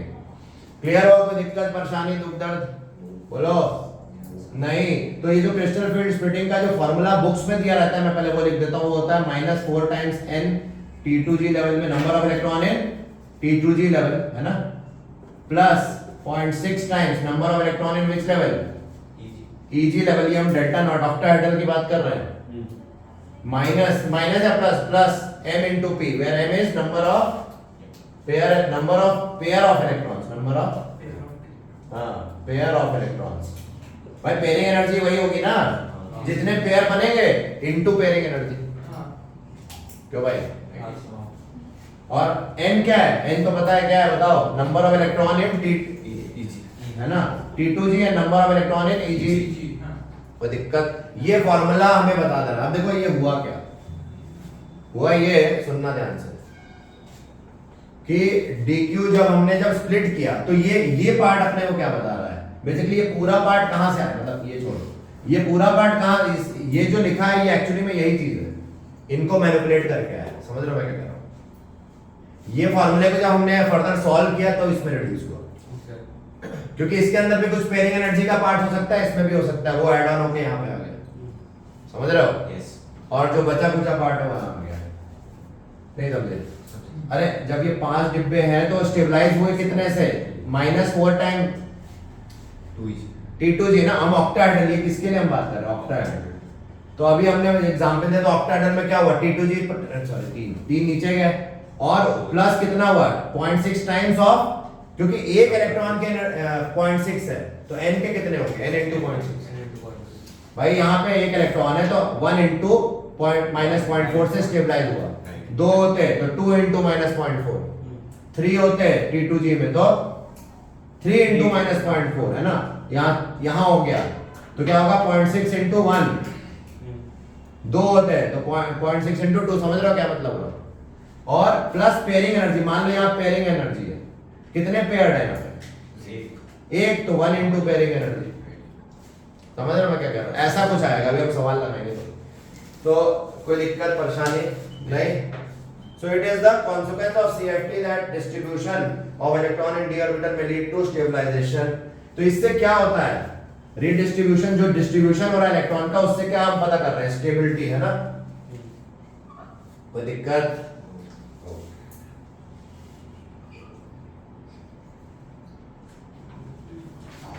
ठीक है क्वेश्चन करते हैं। क्वेश्चन देखो, ये बिठाने यार, क्वेश्चन से ही समझ में आएगा। अच्छा ये स्पेक्ट्रोकेमिकल सीरीज रटी होनी चाहिए, बता दे रहा हूं, रट लेना, कुछ भी कर लो, तरीके हैं यूट्यूब पे देख लेना। क्वेश्चन देखो क्या आएगा, what is the CFSE for a high spin D7 octahedral complex. देखो क्या बोला है, हाई स्पिन D7। अच्छा कहीं इन्होंने बोला मान लो लो स्पिन टेट्राहेड्रल कॉम्प्लेक्स, तो पॉसिबल ही नहीं है, लो स्पिन टेट्राहेड्रल कॉम्प्लेक्स होता ही नहीं है, बेवकूफ बना रहे तुमको यार, है ना। तो आंसर नन ऑफ दीज वाला आंसर। ये देखो इधर, what is the CFSE for high spin D7। अब सुनो, पहले 5 थे, 1 2 3 4 5 6 7 इलेक्ट्रॉन है D7, स्प्लिटिंग हुई ऑक्टाहेड्रल करनी है, मतलब ऊपर कौन सा लेवल है EG, नीचे कौन सा है T2G, है ना। ऑक्टाहेड्रल में तो यही होता है डायग्राम। अब सुनो, कितने इलेक्ट्रॉन बढ़ने हैं, 7, और कौन सा कॉम्प्लेक्स है, हाई स्पिन, मतलब वो जंप करना प्रेफर करेगा, फिर पेयर करेगा, तो 1 2 3 4 5 6 7 वापस आके पेयरिंग करेगा। पहले पेयरिंग नहीं करेगा ना, हाई स्पिन है, हाई स्पिन मतलब ऊपर जाना प्रेफर करेगा, मतलब यहाँ वीक लिगेंड रहा होगा, है ना, समझ में आने का। यहाँ तक कोई दिक्कत, चलो बहुत अच्छा। अब सुनो, अब तुम्हें निकालना क्या है बोलो, अब तुम्हें आइसोट्रोपिक, पहले तुम्हें निकालना CFSE, है ना। इसका फार्मूला तुम्हें पता, दिस माइनस दिस। तो पहले हम निकालते हैं एनर्जी ऑफ आइसोट्रोपिक फील्ड। क्या निकालेंगे, मतलब इसकी एनर्जी निकालो, क्या है बताओ, 7 इंटू 0, क्यों 7 इंटू 0 प्लस 2 इंटू P, हाँ है ना। अरे इसकी एनर्जी सबकी क्या है, 0, इन सबकी एनर्जी क्या है, 0, तो 7 इंटू 0 प्लस 2 पेयरिंग एनर्जी, क्योंकि 2 पेयर्स हैं, ठीक है, कोई दिक्कत नहीं, पेयरिंग भी डाल देते हैं, मैंने बताया था ना।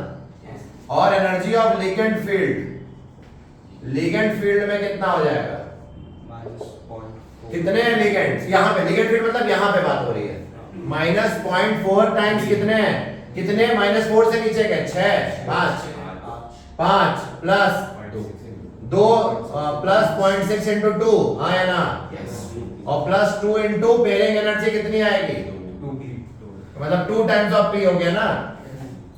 समझ रहे हो, 2 पेयर्स बने ना यहाँ पे भी, कोई दिक्कत परेशानी, ठीक है। 5 और 2 लिख दिया मैंने। अब इसको सॉल्व कर लो जरा, इसको सॉल्व करो, क्या मिला 2P, और इसको सॉल्व करो क्या मिलेगा, -2 प्लस 1.2 प्लस 2P, कितना आ गया, अरे 2 माइनस 1.2 कितना होता है, 0.8, तो -0.8 प्लस 2P आ गया कि नहीं, देख लो एक बार, -0.8 प्लस 2P, ठीक है। अब हमें क्या निकालना है, CFSE। तो CFSE का फार्मूला क्या होता है, दिस माइनस दिस, यानी कि -0.8 प्लस 2P माइनस 2P,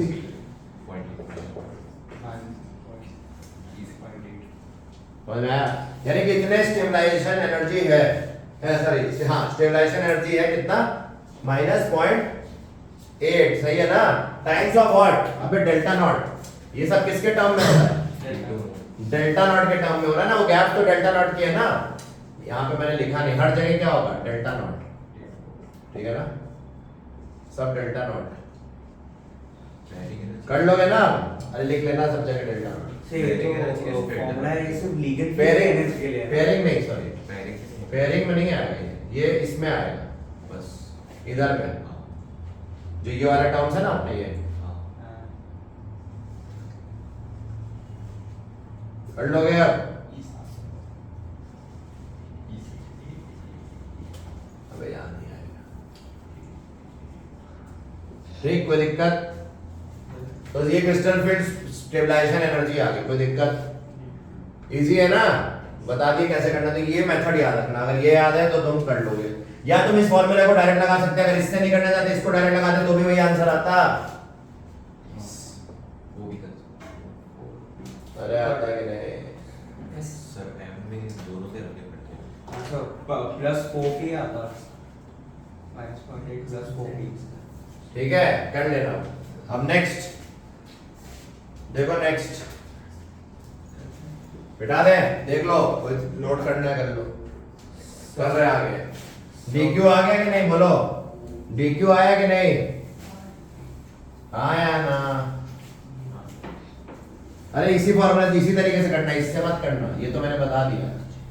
इसी मेथड से करो, ये बेटर मेथड है, हर बार सही आंसर। क्यों भाई? अरे हाँ या ना? हाँ सर। अब नेक्स्ट क्वेश्चन देखो। Next, what is the crystal field stabilization energy for a low spin D7 octahedral complex? For a low spin D7 क्या? लो स्पिन D7 octahedral complex है? ये देखो 1 2 3 4 5 स्प्लिटिंग हुई ऑक्टाहेड्रल है, तो ये T फिर से EG हो गया और फिर से T2G हो गया। यहाँ पे 3 डिब्बे आए, यहाँ 2 डिब्बे आए, 1 2 3 4 5 6 7 आए ना। अब भरने कितने थे? 1 2 3 और लो स्पिन है। लो स्पिन है मतलब पेयरिंग पहले हो जाएगी, 1 2 3 4 5 6 और फिर 7। राइट। अच्छा, इसका इलेक्ट्रॉनिक कॉन्फ़िगरेशन कैसे लिखते हैं? इसको लिखते हैं इलेक्ट्रॉनिक कॉन्फ़िगरेशन T2G 5 EG2। अरे T2G में कितने? 5 इलेक्ट्रॉन, EG में कितने? 2। तो अगर बोलते हैं electronic configuration of high spin D7 octahedral complex, ठीक है, और इसका क्या होगा? इसका इलेक्ट्रॉनिक कॉन्फ़िगरेशन T2G 6 EG1। समझ रहे हो नहीं? खैर वो नहीं पूछा, इन्होंने पूछा है CFSE। अब सुनो, CFSE निकालना है तो पहले हम क्या करें? एंट्रोपी सॉरी आइसोट्रोपिक फील्ड का हम क्या निकालना है? E। कैसे निकालते हैं? 7 यहाँ पे कितने? 7 into 0 प्लस पेयरिंग कितनी? फिर से 2p। और एनर्जी ऑफ लिगेंड फील्ड क्या होगी? तो बताओ, माइनस 0.4 इंटू कितने? 6 है, 4 into 6 plus 1 into plus 0.6 into 1 और प्लस 3p है ना। यहाँ डेल्टा नॉट लगेगा, समझ रहे हो मेरी बात? यस तो ये आ जाएगा सॉल्व करके। ये तो आ गया 2p और ये कितना आ गया बताओ? माइनस 1.8 आएगा पूरा। पूरा हाँ, माइनस 1.8 प्लस p। देख लो एक बार, सही लिखे है? हाँ, ये लड़का सही कह रहा है, देखो जरा। Plus p। प्लस p कैसे आ गया? CFSE निकाल रहे हो हाँ, तो कितना आएगा बताओ? -1.8 delta not p। Minus 1.8 delta not, this minus this करोगे ना तो प्लस p आ गया कि नहीं? और p की वैल्यू कितनी है? पता नहीं, वो तो दी गई है। अरे वो ऐसे ही छोड़ दोगे ना, वो दी होगी। अगर सवाल में बोलेंगे pairing energy is this much given, तो वहां डाल देना। तो यहाँ हमें एक्स्ट्रा पेयर कराने के हमें यहाँ ज्यादा मेहनत लगी कि नहीं? इसलिए पेयरिंग एनर्जी वर्ड भी आ गया, है ना? नोट कर लो। तो यहाँ देखो इतनी थी और यहाँ पेयर कराने के लिए भी एनर्जी लग गई।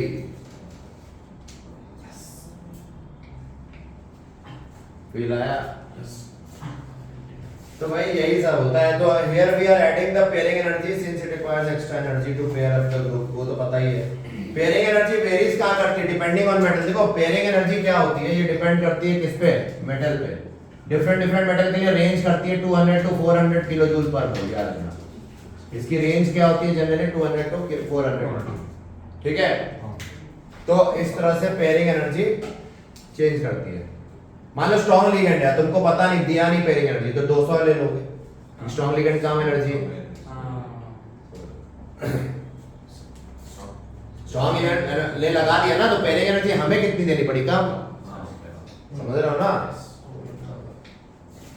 बेटा दिमाग लगता है, ऐसा नहीं हो जाता है।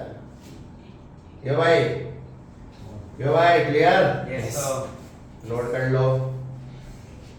इसका एप्लीकेशन लैटिस एंथैल्पी भी निकालने के भी काम आता है कुछ केसेस में। हाँ, जब देखेंगे, पहले ये लिखो, मिटा दे।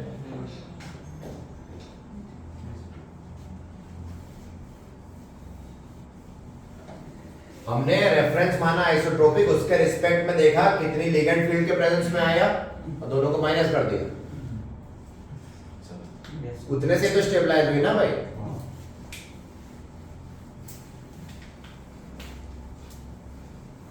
So this is the concept of crystal field theory में ये बड़ी बातें और भी बहुत सी बातें हैं। क्रिस्टल फील्ड थ्योरी के एप्लीकेशंस भी है बहुत ढेर सारे। ठीक है, तो अभी हमें इतना तो हमने बता दिया, अब हम देखेंगे क्या।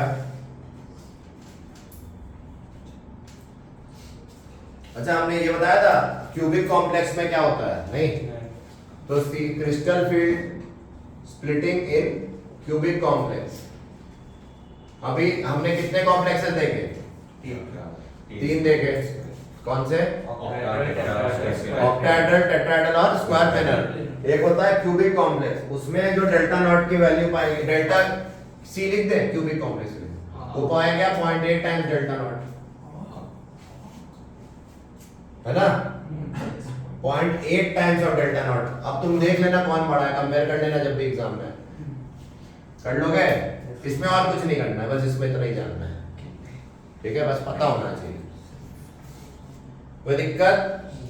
अरे 0.8 लिखो चाहे 8/9 लिखो, 8/9 करके लिख दो तुम, है? ऑलमोस्ट अप्रोक्सीमेट, एक्चुअल वैल्यू तो 8/9 है, हम मान लेते हैं 0.8 अप्रोक्सीमेटली। ठीक है, सॉल्व करके क्या निकलती है 8/9, पर हम मान क्या लेते हैं 0.8। कोई दिक्कत? यस, क्या दिक्कत है भाई? तबियत खराब है? आया ना? ठीक है, लिखो factors affecting crystal field splitting. Factors affecting क्या? क्रिस्टल फील्ड स्प्लिटिंग मतलब डेल्टा, जो हमने ना डेल्टा हो नॉट हो चाहे डेल्टा टी हो, डेल्टा मतलब डेल्टा नॉट डेल्टा टी। लिखो फैक्टर्स अफेक्टिंग दिस। पहला है आइडेंटिटी ऑफ मेटल। क्या है? Identity of metal. ये पाया गया कि जो 3D सीरीज हमने पढ़ाया था ट्रांजिशन मेटल में, स्कैंडियम से जिंक तक, स्कैंडियम से कॉपर तक, 3D सीरीज क्या होता है? स्कैंडियम से जिंक तक। अबे ट्रांजिशन मेटल नहीं बोल रहे, हम बोल रहे डी ब्लॉक एलिमेंट में 3D सीरीज थी, फिर एक 4D सीरीज थी, और 5D सीरीज के मेटल्स हो सकते हैं कि नहीं? आया ना? तो जो स्प्लिटिंग है वो क्या पाए गए? 3D से 4D में जाओगे तो 3D की 50% ज्यादा पाएंगे स्प्लिटिंग, है ना? Crystal field splitting 50% more than 4D, and 4D की किससे 25% मोर देन 5D। समझ में आ रहा है? क्लियर?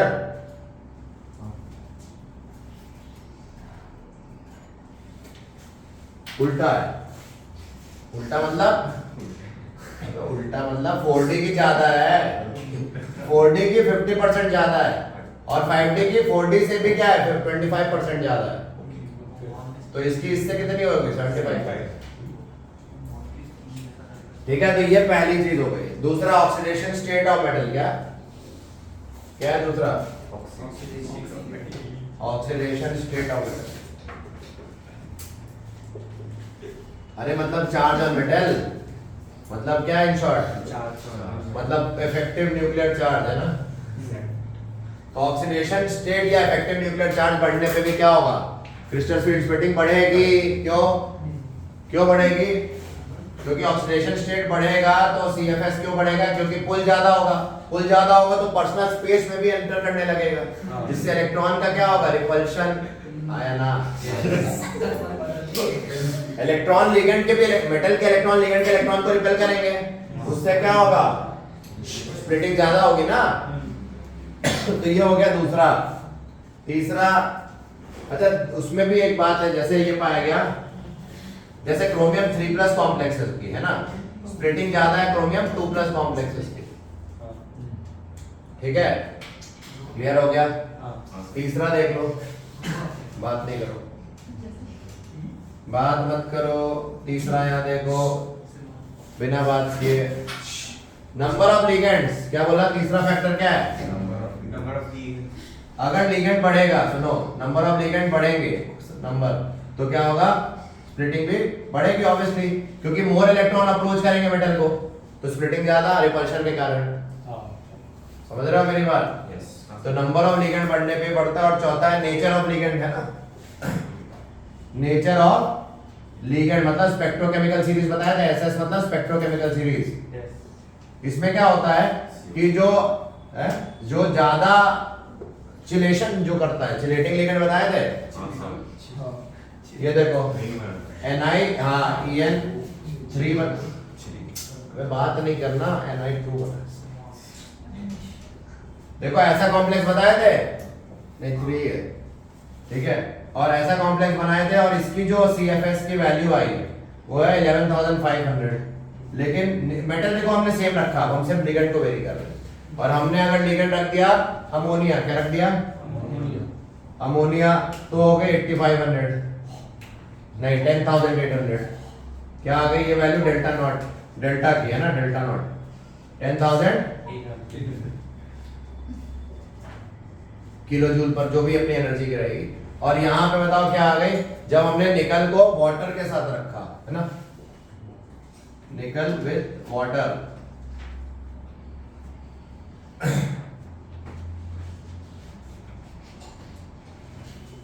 निकल को हमने किसके साथ रखा, बोलो, वाटर, सब जगह 2+ है, तो ये 8500 आ गई। तो बताओ यहाँ पे स्ट्रॉन्गेस्ट लिगेंड कौन था टेबल में स्पेक्ट्रोकेमिकल सीरीज? वाटर कहाँ था स्ट्रॉन्गेस्ट, देखो बाद में, En ज्यादा स्ट्रॉन्ग है।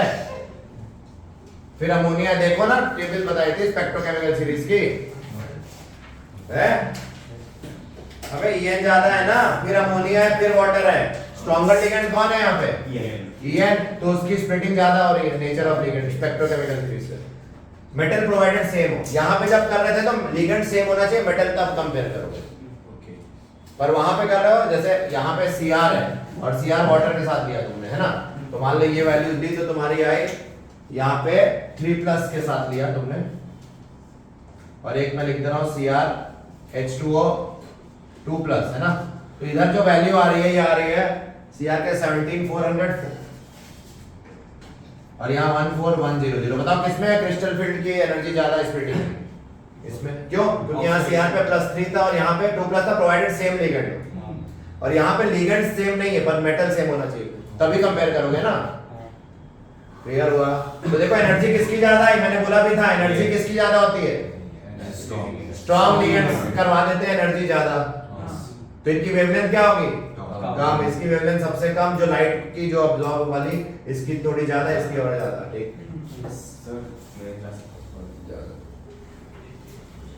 तो हमने ये भी कर लिया। अब लिख लो मेरिट्स ऑफ CFT, क्या फायदे हुए, एडवांटेजेस क्या हुए क्रिस्टल फील्ड थ्योरी के, वो भी लिख लेते हैं।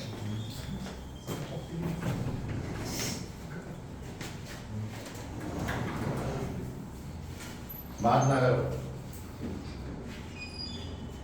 Merits of crystal field theory, it could predict क्या, कलर, पहला हमने बताया, कलर के बारे में बता रहा है कि नहीं, और मैग्नेटिक प्रॉपर्टीज को भी एक्सप्लेन कर पा रहा था, जो वैलेंस बॉन्ड थ्योरी नहीं कर पा रहा था। कलर और मैग्नेटिक प्रॉपर्टीज को एक्सप्लेन कर दे रहा था, है ना, it could explain colour and magnetic properties, और it could also explain formation of complexes, को भी एक्सप्लेन, कैसे कॉम्प्लेक्स फॉर्म हो रहा है, ये भी एक्सप्लेन कर रहा है ना, और उनके स्ट्रक्चर्स को भी एक्सप्लेन कर दे रहा था, हाँ या ना। तो ये काफी एडवांटेज था इसका, ये सब एडवांटेज है CFT के। डिसएडवांटेजेस भी बहुत हैं, पर हम लोग के जो NCERT में 2 डिसएडवांटेज दिए हैं। NCERT में डीमेरिट्स 2 हैं, डीमेरिट्स 2 डिसएडवांटेज। पहला डिसएडवांटेज एनसीईआरटी कह रही है कि assumes ligand as point charges, it assumes ligand as point charges, तो उससे नुकसान क्या हुआ? उससे नुकसान ये हुआ कि it follows that, इंग्लिश में लिख रहे हैं, it follows that anionic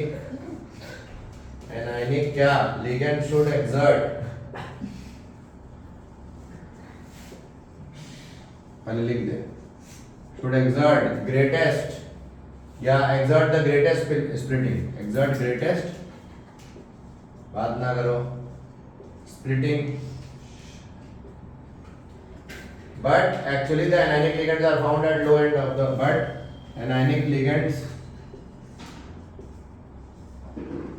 are found at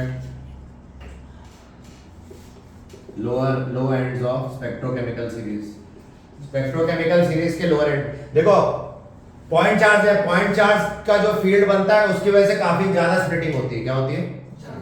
तो लिगेंड अगर पॉइंट चार्ज की तरह ट्रीट किया जा रहा तो एनायनिक लिगेंड जो होंगे उनमें इलेक्ट्रॉन ज्यादा होगा तो उसके कारण स्प्लिटिंग ज्यादा होनी चाहिए थी, बट हमने देखा कि हैलोजन वगैरह भी नेगेटिव है पर उनकी स्प्लिटिंग बहुत ही कम हो रही है ना, वीक लिगेंड स्पेक्ट्रोकेमिकल सीरीज कह रही है।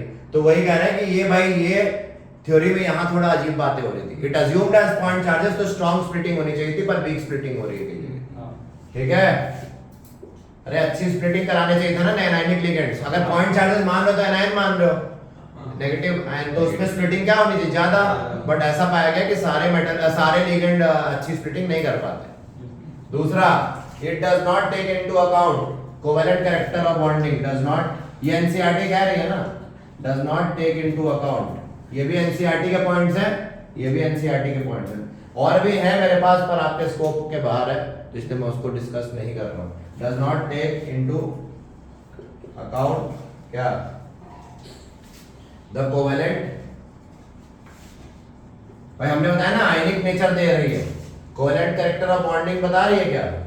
नहीं, क्यों भाई? पॉइंट चार्जेस मान लिए तो आयनिक कैरेक्टर दे रही है, देख की बात कर रही है ना, कोवेलेंट कैरेक्टर को नहीं, इग्नोर कर दे रही है।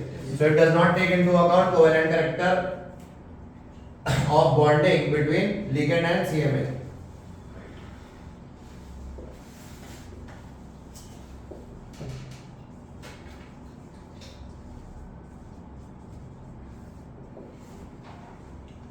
तो ये डीमेरिट्स हो गए। तो दो प्रॉब्लम्स थी इस थ्योरी में। ठीक है, so we have now completed crystal field theory, है ना। लेकिन अब इसके एप्लीकेशंस बता दें। एप्लीकेशन देखो आप क्रिस्टल फील्ड थ्योरी का,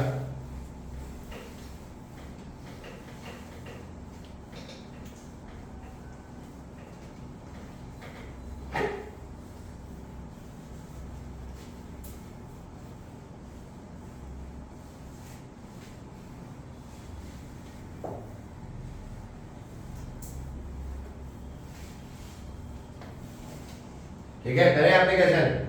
भाई एप्लीकेशन देख लो। पहला एप्लीकेशन ऑफ सीएफटी, जो मेन एप्लीकेशन है वो क्या है बताओ? कलर नहीं, कलर तो तीसरा एप्लीकेशन है।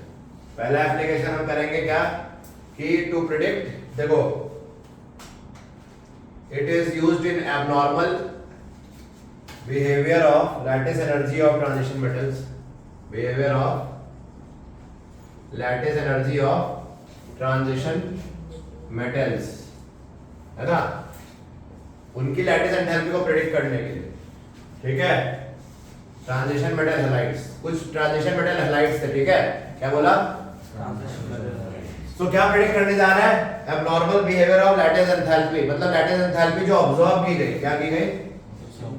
ऑब्जर्व मतलब एक्सपेरिमेंटल लैटिस एंथैल्पी, वो थ्योरेटिकल लैटिस एंथैल्पी के बराबर नहीं आई। मतलब जो हमने फार्मूले से कैलकुलेटेड लैटिस एंथैल्पी होती है ना, फार्मूले से हमने जो प्रेडिक्ट किया उससे डिविएट होके आई, तो एबनॉर्मल आई, जितना एक्सपेक्ट कर रहे थे उससे एबनॉर्मल आई। किसमें? ट्रांजिशन मेटल हैलाइड्स में।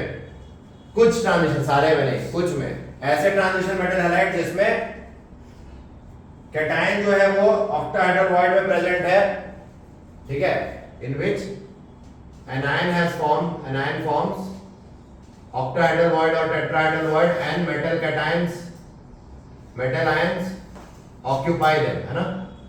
समझ रहे हो? ऐसे हैलाइड्स में, ठीक है ना?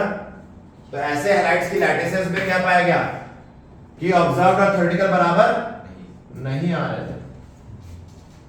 अब तो इसको प्रेडिक्ट करने के लिए इन्होंने एक फॉर्मूला दिया क्या कि observed lattice enthalpy will be equal to theoretical lattice enthalpy plus crystal field splitting stabilization energy. Crystal field stabilization energy का डिफरेंस आ रहा था दोनों में, समझ रहे हो? क्रिस्टल फील्ड स्टेबलाइजेशन एनर्जी का एक और फॉर्मूला लैटिस एंथैल्पी के टर्म में, observed lattice enthalpy minus theoretical lattice enthalpy. तो अगर दो लैटिस एंथैल्पी दी हो और बोला CFSC निकालो तो ये फॉर्मूला से आ जाएगा। क्लियर? तो ये कब है, लेकिन सिर्फ मेटल हैलाइड्स के केस में। दूसरा हमारा जो एप्लीकेशन है जो हमारे सिलेबस में और भी है, पर एक है जॉन टेलर्स डिस्टॉर्शन।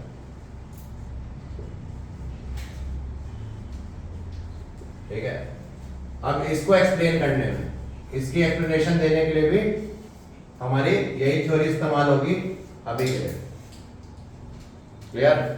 तो जॉन टेलर डिस्टॉर्शन देखो ये क्या होता है कि it is a geometric distortion of,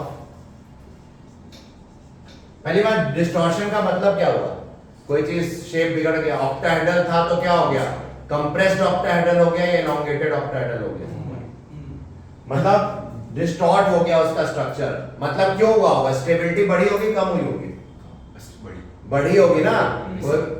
ये मत सोचना डिस्टॉर्ट हुआ तो अनस्टेबल हो गया, नहीं, हाँ, यूनिवर्स जो है डिस्टॉर्शन करती रहती है तुम्हारे साथ स्टेबलाइज करने के लिए तुमको, है? गाड़ी लाए नहीं, क्या हुआ, डेंट पड़ गया, क्यों, स्टेबलाइज करने के लिए। तुम बोलोगे अरे अनस्टेबल हो रहा हूं, तो तुम्हारे मन को अनस्टेबल चंचल कर देती है ना, बट वो चाहते क्या है कि सीखो, क्या तुम स्टेबिलिटी सीखो, शांत करो, नहीं हो जाए, गाड़ी पे तो पड़ा, इतना क्या है, मटेरियल ऑब्जेक्ट से क्यों इतना रिलेट करे, समझ रहे हो? ये लॉ ये सिखाना चाहती है तुम्हें यूनिवर्स कि मटेरियल चीजों से उतना रिलेट मत करो, यूज करो पर उससे दिल ना लगाओ, समझे? ये तो कह रहा है, तो डेंट पड़ गया तो रोने मत लगो, तो ये डिस्टॉर्शन स्टेबल बनाने के लिए होती है चीजें, उठा पटक, है ना? तो यार डिस्टॉर्शन मतलब शेप को गड़बड़ कर दिया, क्यों, यहाँ पे किस कंटेक्स्ट की बात हो रही है, रिपल्शन मिनिमाइज करने के लिए। भाई अगर रिपल्शन बहुत स्ट्रांग होगा तो बोले भाई हम बाहर चले, आउट ऑफ प्लेन चले जाते हैं, ऐसे चले जाओ, है ना? तो इधर से इधर आउट, ऐसे था तो ऐसे हो गया या ऐसे हो गया, तो वही ज्योमेट्रिक डिस्टॉर्शन है एक तरीके का, क्यों, of a non linear molecular system, specially कौन सा, हमारे सिलेबस में कौन सा, ऑक्टाहेड्रल के अंदर। जॉन टेलर डिस्टॉर्शन हम पढ़ रहे हैं मोस्टली इन क्या, ऑक्टाहेड्रल कॉम्प्लेक्सेस, हमारे सिलेबस में ये हम ऑक्टाहेड्रल कॉम्प्लेक्स में ही पढ़ेंगे। याद रखना, Jahn Teller distortion occurs only in या mainly in octahedral complexes, not in any other complex. हम नहीं उसको वैल्यू करेंगे उतना, ठीक है? पहले तो ये स्टेबिलिटी यानी कि किस केस में ज्यादा चाहिए होगी, ऑक्टाहेड्रल कॉम्प्लेक्स में, ठीक है? अरे एनर्जी ज्यादा होती है ना स्प्लिटिंग, ठीक है? और देखो, सो क्या बोला, non that reduces symmetry and energy, याद रखना दो चीजें होती है, सिमेट्री एंड एनर्जी। इनको कम करने के लिए, इनको तो सिमेट्री तो कम हो ही जाएगी और एनर्जी भी क्या होगी, कम, एनर्जी कम हुई तो क्या हुआ, स्टेबिलिटी बढ़ गई। इसका मतलब क्या हुआ, यानी कि टू इंक्रीज स्टेबिलिटी की बात हो रही है, टू इंक्रीज स्टेबिलिटी। तो कोई भी चीज यहां होगी केमिस्ट्री में स्टेबिलिटी के लिए होगी। अब समझो, this distortion is typically observed among octahedral complexes, हां या ना, ठीक है?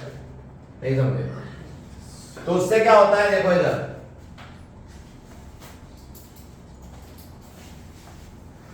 देखो किस तरह से ऑब्जर्व की जाएगी। ऑक्टाहेड्रल कॉम्प्लेक्स में दो टाइप के बॉन्ड होते हैं, ये देखो, ये ऑक्टाहेड्रल बना, ये एक्सियल बॉन्ड्स कहते हैं इनको, है ना?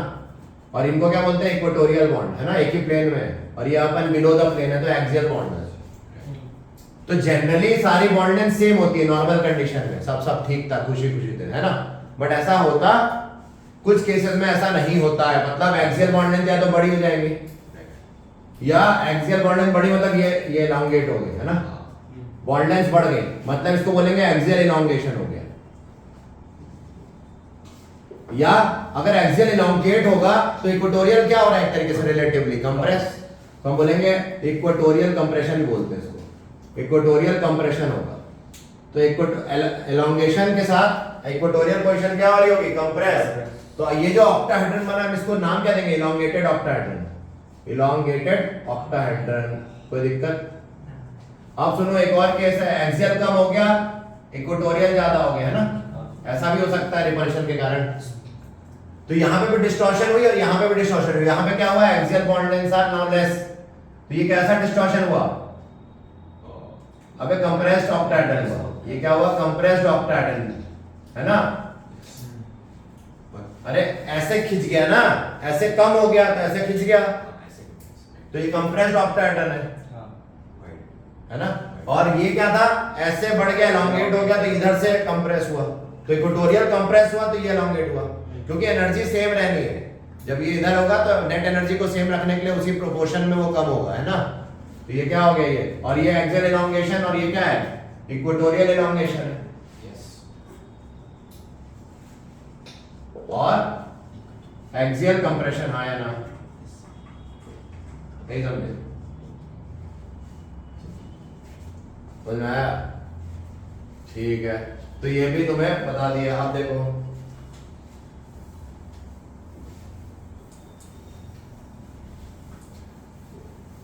तो ये कहां पाई जाती है, हमने बताया किस सिस्टम में पाई जाती है, ऑक्टाहेड्रल कॉम्प्लेक्सेस में पाई जाती है। Octahedral complexes of type having D4 high spin, D4 high spin हो या D9 हाई स्पिन हो या D7 लो स्पिन हो, क्या हो, इन तीन केसेस में पाई जाती है जनरली। ऐसे कॉम्प्लेक्सेस जिनमें ये कॉन्फ़िगरेशन हो, कॉन्फ़िगरेशन कौन से हो, D4 high spin, D9 high spin and D7 low spin. तो ऐसे कॉम्प्लेक्सेस में तुम्हें क्या मिलेगा, जॉन टरर डिस्टॉर्शन, ठीक है। So this is about the application of CFT। पहला था ये, दूसरा ये, एक और भी है, पहले ये जॉन टरर में खत्म नहीं हुआ, उसको समझते हैं एग्जांपल के साथ। ये देखो इसका भी फंडा देखो, मान लो मेरे पास 5 डिब्बे थे है ना, अबे कितना, पहले D4 हाई स्पिन देख ले। अच्छा याद रखना T2G के कारण डिस्टॉर्शन नहीं होता, क्या बोला, मतलब T2G लेवल के कारण क्या, ऑक्टाहेड्रल कॉम्प्लेक्स में नीचे वाले लेवल को क्या बोलते हो आप, T2G। देखो इधर, हाँ ये तो ऑलरेडी स्टेबलाइज है ना T2G, इनमें रिपल्शन होगा, ऐसा नहीं है नहीं होगा, बट उतना नहीं है जिससे कि हम डिस्टॉर्ट कर दे। वो डिस्टॉर्शन किसके कारण हो रहा है, EG सिस्टम में।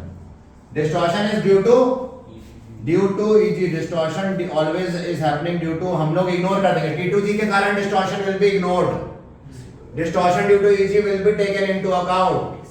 तो बताओ D4 को कैसे लिखते थे, 1 2 3 4, और कौन सा कॉम्प्लेक्स बनाना है, हाई स्पिन, हाई स्पिन मतलब ऊपर भेजना है, तो 1 2 3 4, EG में 1 आया, जैसे EG में 1 आया मतलब कि डिस्टॉर्शन हो गया। नहीं समझे,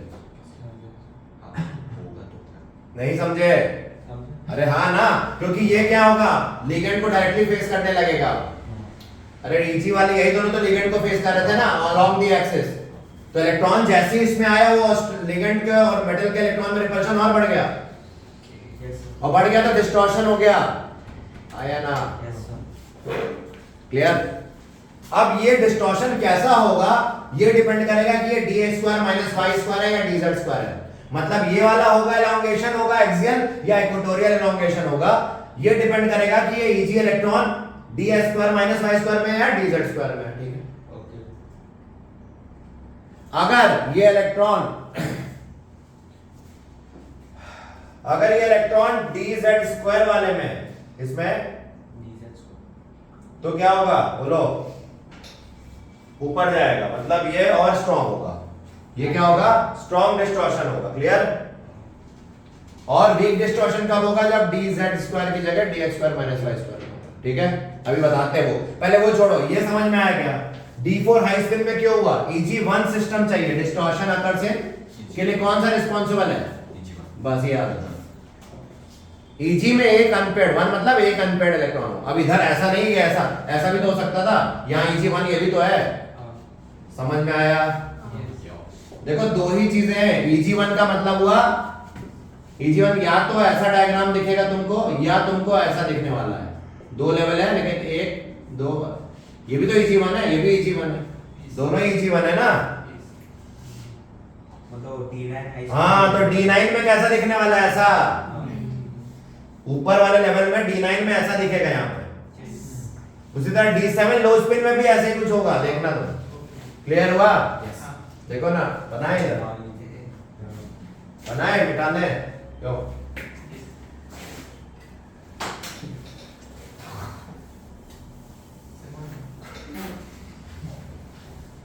ये देखो इधर D4 समझ के, D9 हाई स्पिन देख लो, D9 हाई स्पिन, 1 2 3 4 5 6 7 8 9, बात ना करो, 1 2 3 हाई स्पिन है ना, 4 5 पहले ऐसे भरेगा, 6 7 8 9। देखो एक EG1 आया कि नहीं, इसके कारण डिस्टॉर्शन हुआ।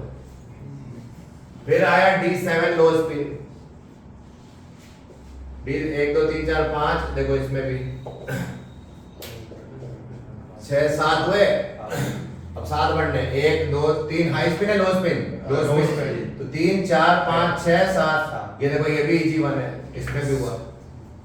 क्लियर हो गया? तो ये तीन सिस्टम है जिसमें डिस्टॉर्शन होगा, Jahn Teller distortion. Octahedral complex की बात हो रही है हमारे सिलेबस में, सिर्फ क्या है? Octahedral complex. टेट्राहेड्रल हम नहीं मानेंगे अभी, ठीक है। और ऑक्टाहेड्रल में भी किसके कारण होता है? T2G के कारण या EG के कारण? EG। T2G का डिस्टॉर्शन होता है, ऐसा नहीं है नहीं होता, बट बहुत ही कम होता है, लोअर एनर्जी लेवल पे हो रहा होता है, थोड़ा मोड़ा होता है, पर उसको हम इग्नोर कर देते हैं क्योंकि उतना सिग्निफिकेंट कंट्रीब्यूशन नहीं है स्ट्रक्चर में, बट इसका कंट्रीब्यूशन बहुत ज्यादा होता है EG का। समझ में आ रही बात? तो ये थोड़ा सा याद रखना है। अब नेक्स्ट, तो इसमें ये देखो यहां पे होता है,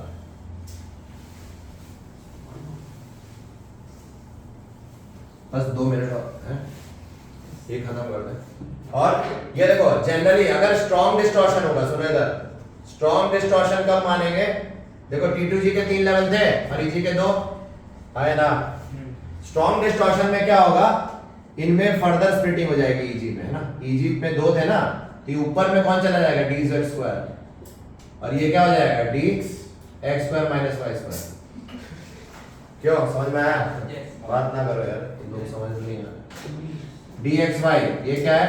dyz और dzx, ये स्ट्रॉन्ग डिस्टॉर्शंस के केस है। बट हमें अबे ये EG लेवल, ये T2G है ना, बट हमें इसका इग्नोर कर देना, इसका लेना है ना। dz² देखो और ज्यादा एनर्जी पा जाता है, और इसी का उल्टा वीक डिस्टॉर्शन में बस क्या करना? फ्लिप कर देना। वीक डिस्टॉर्शन में फ्लिप कर दोगे इन लेवल्स को। अरे वीक डिस्टॉर्शन में क्या करना? dz² को नीचे करके यहाँ लिख देना, और ये dx² - y² हो जाएगा, है ना।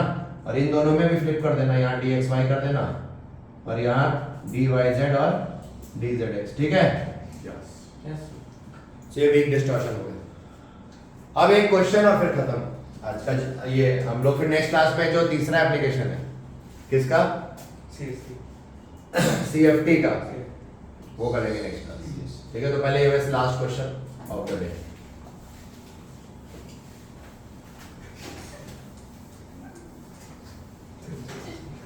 नेक्स्ट क्लास में ट्रांस इफेक्ट वगैरह भी करना है अपने को।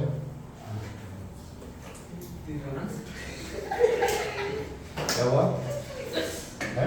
कलर्स वगैरह करने हैं। तीसरा एप्लीकेशन कलर का होगा, और फिर ट्रांस इफेक्ट। क्वेश्चन है, क्वेश्चन देखो, why does tetra amine copper 2, बात नहीं करो ना यार कुणाल बेटा, तुम कुत्ते की मत मरोगे। बहुत बोल रहे हो, बक बक बक बक ज्यादा बोल रहे हो, चुप नहीं रह पा रहे हैं।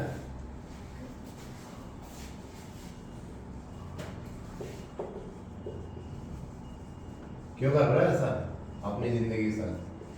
पहले तो कुछ होगा नहीं, लेकिन फिर भी बोलना बंद करो। ये देखो नेक्स्ट क्या बोला है, कॉपर टेट्रामीन कॉपर है कि नहीं? टेट्रामीन कॉपर मतलब क्या हुआ, यहाँ पे क्या रहा होगा, ये या ये है ना।